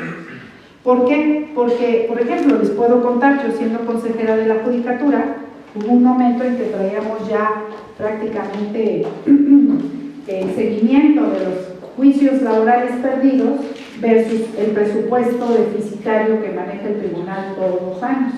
Y entonces, ¿cómo le das solución a un asunto en donde te piden una reinstalación, pero en lo que duró el juicio tú ya incorporaste otro trabajador que ya también tiene derechos creados, que ya tiene derechos adquiridos, que ya se hizo titular de la plaza? ¿Cómo lo desplazas simplemente porque alguien ganó un laudo y entonces sí, por un lado reincorporas y por el otro lado generas otro problema de otro juicio laboral que finalmente se va a volver una historia de nunca acabar? Ajá. Entonces, el presupuesto lo permite. El problema es que también hay mucha negligencia al momento de despidos, por dar un ejemplo, disculpen, al momento de los despidos en las instituciones públicas, ¿no? Al final de cuentas es pídele la renuncia y que le haga como quiera. Y esa es la otra parte preventiva que le tenemos que enseñar a las autoridades desde la función jurisdiccional, que sí debemos tener diálogo para enseñarles cómo pueden realizar de manera asesorada las dudas que tengan en el ejercicio de la función pública y entonces así poder prevenir que se nos venga una ola de juicios. Yo escuchaba ahorita en una intervención anterior a un abogado que comentaba el caso de la ley del ISSSTE en el 2008, que yo la recuerdo nítidamente. En ese momento colaboraba en el Senado de la República y pues fue efectivamente algo inaudito las carretonadas de amparos que llegaban por una reforma legislativa. ¿Por qué me tocó verlo en el Senado? Pues porque éramos autoridad responsable, ¿verdad? Necesariamente señalaba. Es correcto, lo recuerdo muy bien, por eso digo que cito el caso porque me tocó vivirlo. Y por ejemplo, ¿qué resultó de ese ejemplo desde el punto de vista administrativo y mejora de la gestión en materia jurisdiccional? Pues fue la primera vez que al Senado le tuvieron que asignar una clave electrónica para que toda la información de los informes previos y justificados se pudieran mandar por internet, porque era sencillamente inmanejable la cantidad de papel y porque la verdad es que todos los informes previos y justificados eran de machote. Por cada amparo que llegaba, el informe previo y justificado decía exactamente lo mismo. Gracias a ese caso, por ejemplo, interconectamos al Senado de la República con el Consejo de la Judicatura Federal y fue la primera vez en la historia que se empezaron a mandar este tipo de informaciones por vía electrónica. Entonces, yo lo que les invito a reflexionar como juristas, como personas expertas en derecho, es que tenemos que ir más allá de las reglas con las que jugamos, porque la función del jurista no es solo aprenderse la ley y aplicarla. Eso lo hace cualquiera, eso lo hace cualquier técnico en derecho. El jurista tiene una responsabilidad de muchísimo más alcance, que es el saber el porqué de la norma, el porqué del problema y el cómo resolverlo de fondo y no de forma. El llevar las controversias desde las reglas formalistas no nos va a sacar de la situación. Y la gente lo está gritando con esta reforma. Yo he tenido la posibilidad en estos meses, en estas semanas, de platicar con muchas personas y todas al unísono dicen: en México no hay justicia. Y imagínense cómo quedamos los abogados frente a esas personas. ¿Cómo les decimos que sí hay justicia cuando la verdad es que ni nosotros les podemos dar una solución pronta? Entonces, también como gremio hay que asumir una postura más activa, proactiva y de negociación y de diálogo. Yo se los digo porque sé que el foro está muy enojado con la reforma, pero ¿qué creen? Consumatum est. A estas alturas ya no es si vamos a combatir algo que ya se decidió que es constitucional, sino cómo vamos a adaptarnos a esta nueva realidad y cómo vamos a convertirnos en operadores que den soluciones, porque si no nos vamos a quedar a raya. Hoy la tecnología está completamente desarrollada al grado que puede llegar a suprimirnos en nuestra función frente al justiciable. Hoy ustedes cualquiera, les invito, usen su WhatsApp, por favor abran su WhatsApp, piquen el botón de IA, háganlo, se los pediría que lo hagan, piquen el botón de hasta arriba que dice IA Meta y pónganle redáctame una demanda de divorcio entre Yadira y Chuchito. ¿Y qué creen? Que se las va a dar. Entonces es importante que estemos conscientes que muchas de las funciones que nosotros hoy realizamos perfectamente pueden ser suplidas por la inteligencia artificial. Y entonces, ¿qué hacemos? ¿Les tapamos los ojos a los justiciables para que no sepan que ya pueden prescindir de un abogado? No, señores, lo que tenemos que hacer es adaptarnos a esa realidad y entonces ir un paso adelante. ¿Por qué? Porque en una audiencia no van a poder suplirnos, a lo mejor podrán suplir el escrito y a lo mejor el juzgador tendremos la obligación de suplir las deficiencias de su queja dependiendo de la materia o bien hacer control ex oficio difuso dependiendo de la litis. Pero de que hoy el juzgador tiene herramientas y facultades para poder ayudar a que un justiciable se haga entender ante un tribunal, las tiene. Entonces, ¿dónde vamos a quedar el gremio de los abogados? ¿A qué nos vamos a dedicar? Bueno, hay mucha chamba que hacer, mucha de verdad. ¿Por qué? Porque la justicia está cambiando. Yo soy de las personas que soy, digamos, con una postura a favor del uso de la tecnología y de enseñar a la gente a usarla. Soy también de las personas a favor de que todas, absolutamente todas las materias pasen a la oralidad. Porque estoy convencida que la única manera en cómo vamos a lograr que la justicia se vuelva a humanizar es cuando nos volvamos a ver frente a frente con el juzgador. Y entonces no nos entendemos ni con el proyectista, ni con el secretario, ni con la secretaria, no, nos entendemos con el que nos va a resolver y que nos escuche y que lo escuchemos.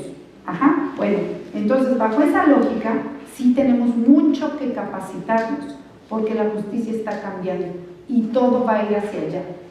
Va a ir en la lógica de automatizar procesos, va a ir en la lógica de que la gente va a aprender a utilizar la inteligencia artificial y ya no va a necesitar un abogado para presentar escritos. Va a aprender a dónde tiene que ir a presentar sus peticiones porque la inteligencia artificial se los va a resolver.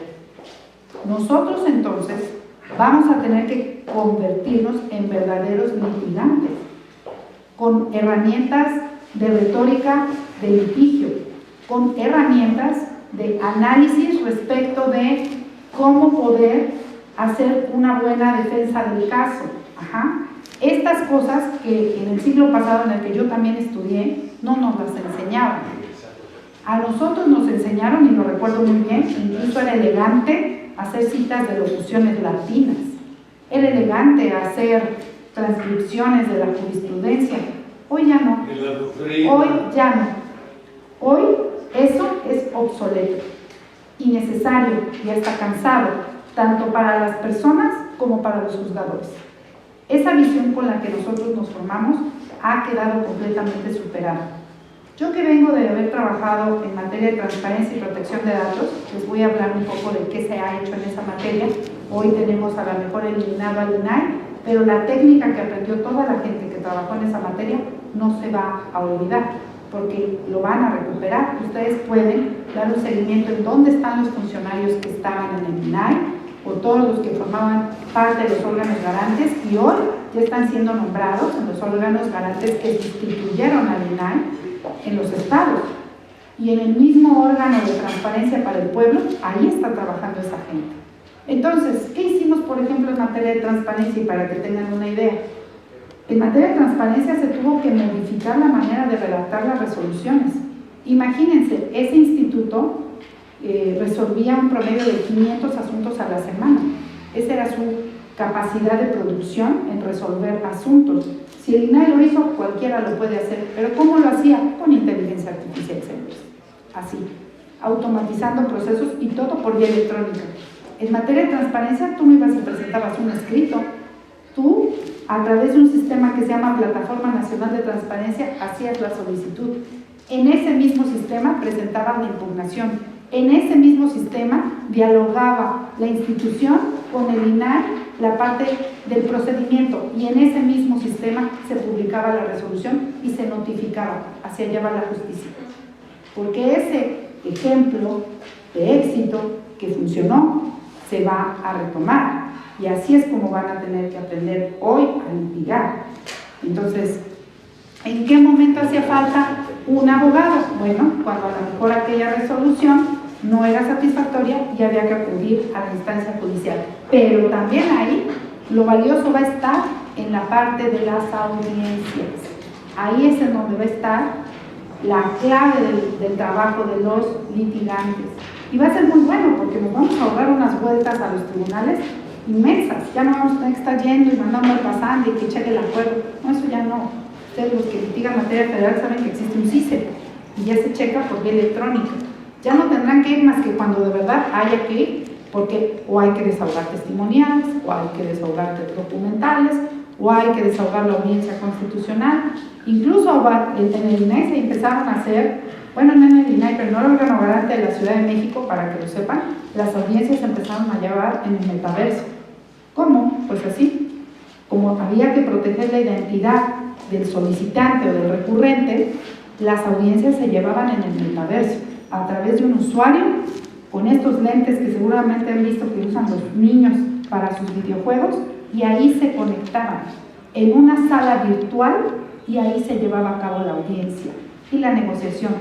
¿Para qué? Para proteger la identidad de las personas que participaban en la audiencia y que no hubiera represalias, porque mucha de la información que luego se pide es incómoda para algún servidor público. En eso va el tema de justicia, para que tengan un poco de idea. Y tampoco crean que estamos descubriendo el hilo negro. Los países más avanzados del mundo, así hoy es como se litiga. Ya no te piden copias y copias para hacer un trámite administrativo. Tienes una cédula única de identidad y con esa es como tú te identificas ante cualquier instancia. Colombia ya lo hace, no sé si alguien ya ha ido a ver cómo se desahogan los juicios en Colombia, pero así funciona. Ya no te piden copias. Con tu IDN es como tú te presentas ante un tribunal y simplemente con un formulario descrito. Así es Corea, así es Singapur, así está en la India. O sea, el mundo está cambiando. Amigos, ya a punto de terminar, creo que ya no nos faltaría más que invitar al maestro Jesús Alejandro Martínez García, candidato a magistrado en el Tribunal Colegiado Administrativo en el 5º Distrito, pero más que nada para que diserte y nos comparta su visión académica, científica sobre la perspectiva del derecho y de la justicia en México.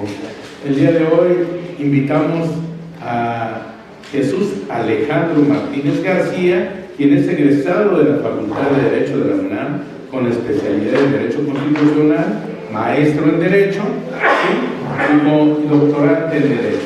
Pronto tiene 24 años de experiencia en materia de la justicia administrativa y ya nos platicará él su experiencia en la materia y su visión sobre este tema. Gracias, Jesús Alejandro, por favor.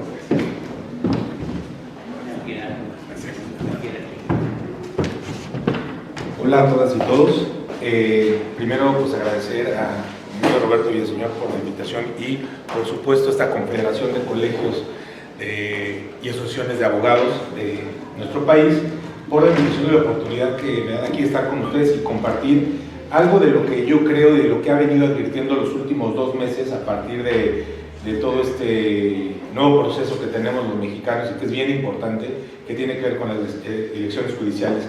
Como dijo mi compañera, la doctora Yadira, también hace un momento, no podría hacer mucha alusión, no podrá hacer alusión de hecho a mi tema personal, por lo que comentaba, los lauropatrio, etcétera, pero sí lo que quiero es que vean qué hay detrás de una persona que se ha dedicado a la jurisdicción los últimos 24 años de su vida, más de la mitad de mi vida.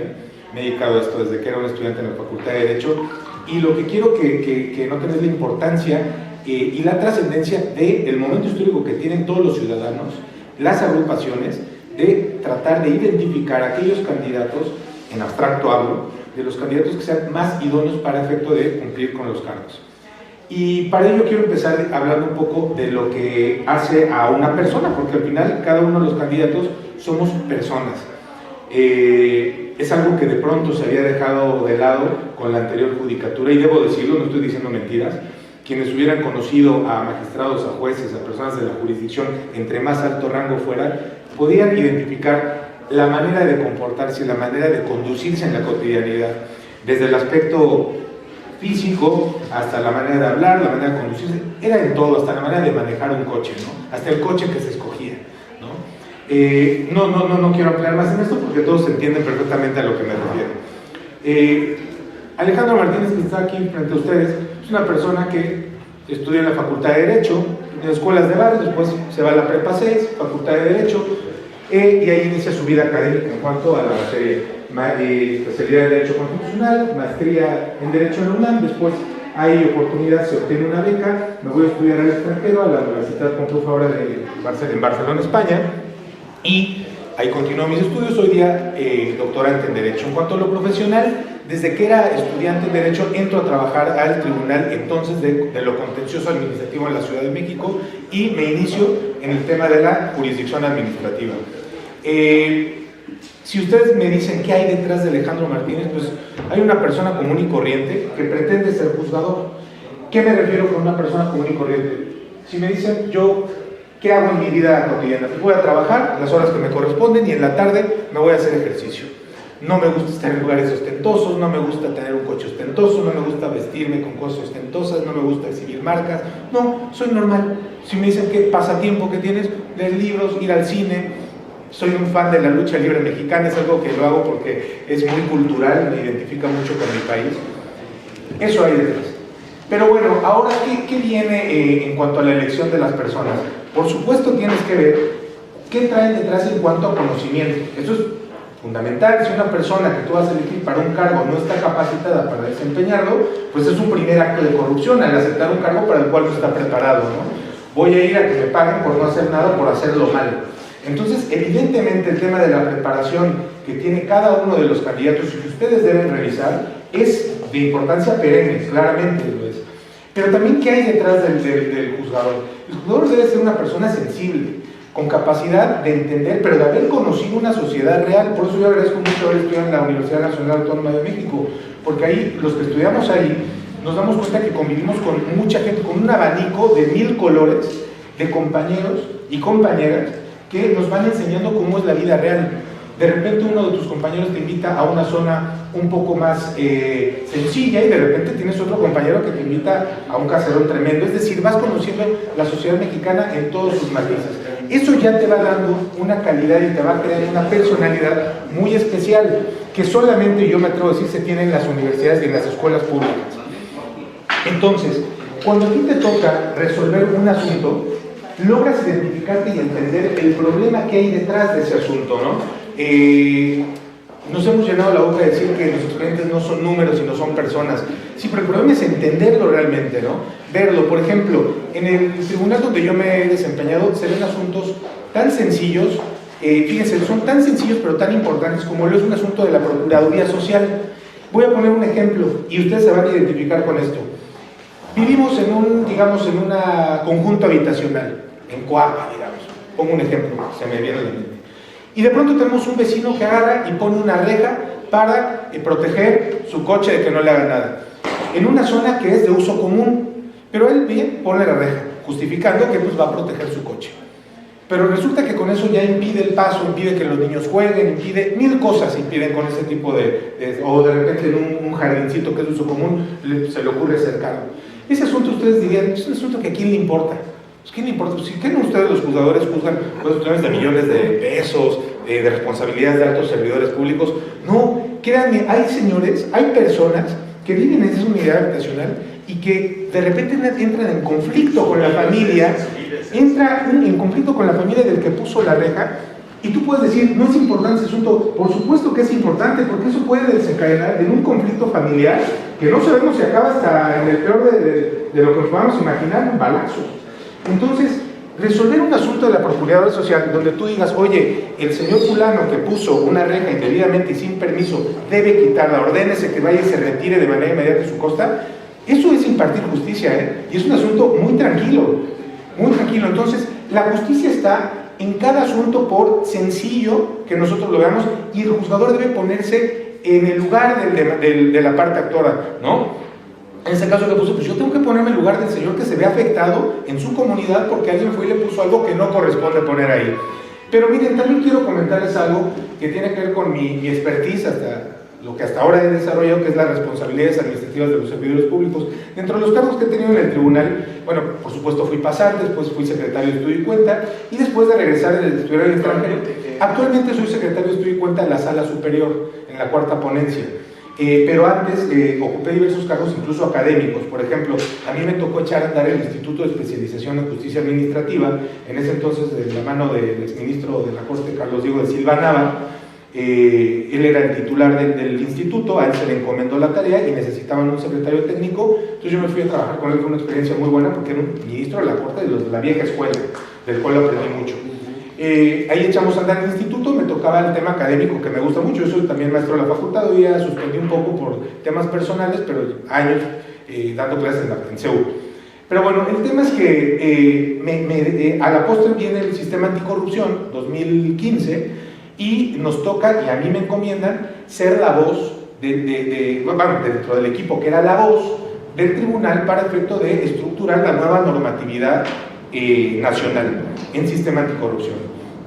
Se concluye este trabajo, procedo a trabajar en la normatividad local, después en la Constitución de la Ciudad de México, que de mi escritorio salieron prácticamente la redacción de 3 artículos de la Constitución de la Ciudad de México, los que tienen que ver con el tribunal y con la justicia administrativa, obviamente con el equipo que estábamos, pero pues a mí me tocaba teclear y proponer, etcétera. Entonces me metí mucho en el tema de las responsabilidades administrativas, pero les quiero contar algo muy particular para que ustedes vean la trascendencia que tiene escoger bien a un juzgador y sobre todo ver qué calidad de persona tiene ese candidato, ¿no? Y hablo, reitero, en abstracto, no hablo de mí, hablo en abstracto, y es un llamado a la ciudadanía para que ponga atención en eso. Yo en algún momento en 2017 se hace un concurso donde invitan a nivel internacional, un concurso de la ONU, e invitan a todos los países, miembros por supuesto, para que candidateen a juzgadores para que ocupen un lugar de magistrado en el Tribunal de lo Contencioso de las Naciones Unidas, en Ginebra, Suiza. Y llega la convocatoria, a mí me la pasa mi entonces jefa, y la verdad es que nadie le quiso entrar. Y no le quería entrar por un tema que tiene que ver mucho con la psicología social de los mexicanos, que no está mal decirlo. Somos muy familiares, no nos gusta irnos de la familia, no nos gusta dejar, extrañamos la comida, las tortillas, el chile, etc. Yo afortunadamente no tengo ese problema, yo siempre he tenido la capacidad, digamos, tal vez psicológica, de yo irme y aventurarme yo solo por donde me lleve la vida. Entonces yo entré al concurso y en ese entonces yo tenía un mes o mes y medio de resolver un asunto mediante una sentencia que además me indignó mucho el asunto. Era un asunto, como tratamos responsabilidades administrativas en el tribunal, donde le fincaban una responsabilidad a un director de un centro de salud de la Ciudad de México porque había sido un 10 de mayo y el 10 de mayo él le permite a todo el personal femenino que se vaya a festejar, ¿no? Porque era el Día de las Madres. Y al masculino le dice, pues ustedes también váyanse con sus mamás o con sus esposas, váyanse a festejar. Y se queda ese centro de salud con 2 personas, con un estudiante de medicina y con un camillero, varones los dos. Dicen, ustedes quédense y aquí sacamos el trabajo. En ese momento llega de emergencia una señora que estaba en labor de parto de emergencia en un centro de reclusión. Era una rea, una señora que estaba en la cárcel, iba a dar a luz y entonces la tienen que llevar inmediatamente a que tenga la atención. Cuando llega a ese centro de salud no la pueden atender adecuadamente porque había un estudiante de Derecho y un camillero. Entonces la señora pierde la vida y pierde la vida del nene. Entonces imaginémonos, o sea, lo que está pasando, imagínense una señora, que ya no queremos entrar a ver si la señora estaba justa e injustamente en la cárcel. La señora estaba en la cárcel, pero el que sí no tenía culpa era el nene, que estaba por nacer. Entonces, fallece la señora, fallece de vida. Sancionan a diversos servidores públicos y por supuesto el que tenían que sancionar de manera más severa era el director del centro, porque era el que había dicho, todos váyanse y nos quedamos aquí tranquilos, 2 personas y sale la chamba. Lo sancionan, ¿y saben con qué lo sancionan? O sea, por haber permitido, por su culpa se murió la señora y el niño, lo sancionan con 15 días de suspensión en salario y en sus funciones, 15 días. Entonces, cuando yo veo eso, y por supuesto en el juicio de nulidad venía a decir, quítame esa sanción, no me sanciones y regrésame mis 15 días de salario, porque pues a mí, ¿por qué me sancionas? Sanciona al estudiante y sanciona al camillero que no la atendieron bien. Yo ni estaba, porque yo estaba festejando a mi mamá o a mi esposa, ¿no? Entonces todavía viene a pedir que le quiten la sanción. Entonces, cuando yo veo el asunto, por supuesto, desde haberlo leído y leer los hechos, yo dije, esto de ninguna manera puede salir este señor sin sanción. Pero cuando vi la sanción, que era tan tonta, pues por supuesto yo tenía todas las ganas de darle la sanción más fuerte que pudiéramos. Sin embargo, por la normatividad que ahorita no puedo explicar y sobre todo el momento, no había lugar a que nosotros pudiéramos quitar esa sanción de 15 días. Mexicanos al grito de guerra, el acero apresa y el grito, y retiembla en su centro la tierra al sonoro rugir del cañón. Y retiembla en su centro la tierra al sonoro rugir del cañón.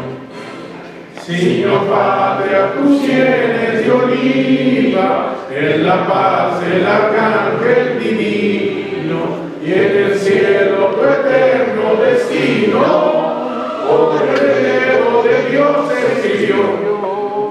Mas necesario un extraño enemigo, profanar con sus plantas tu suelo.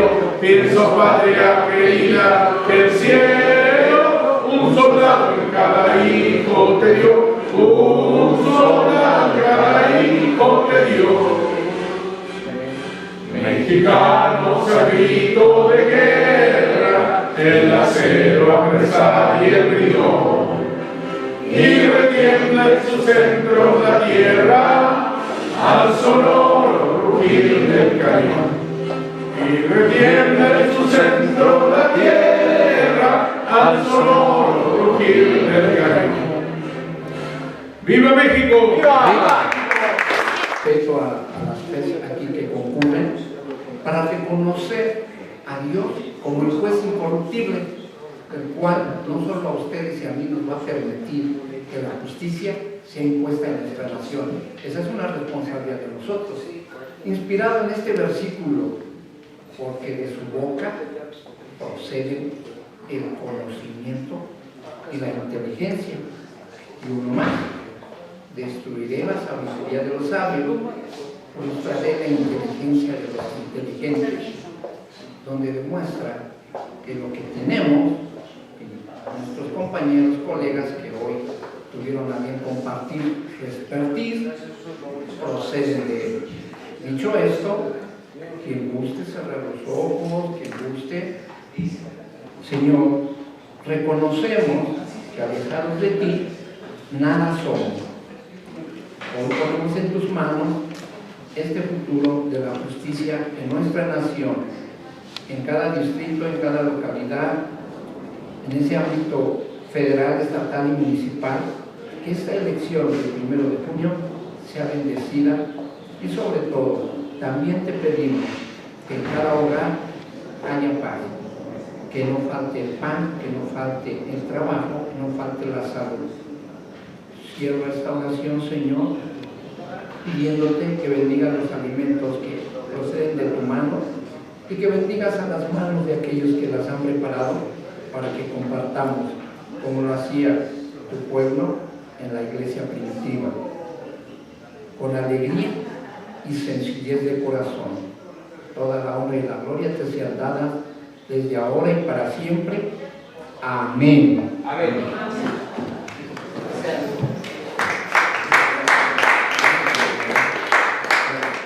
Amén.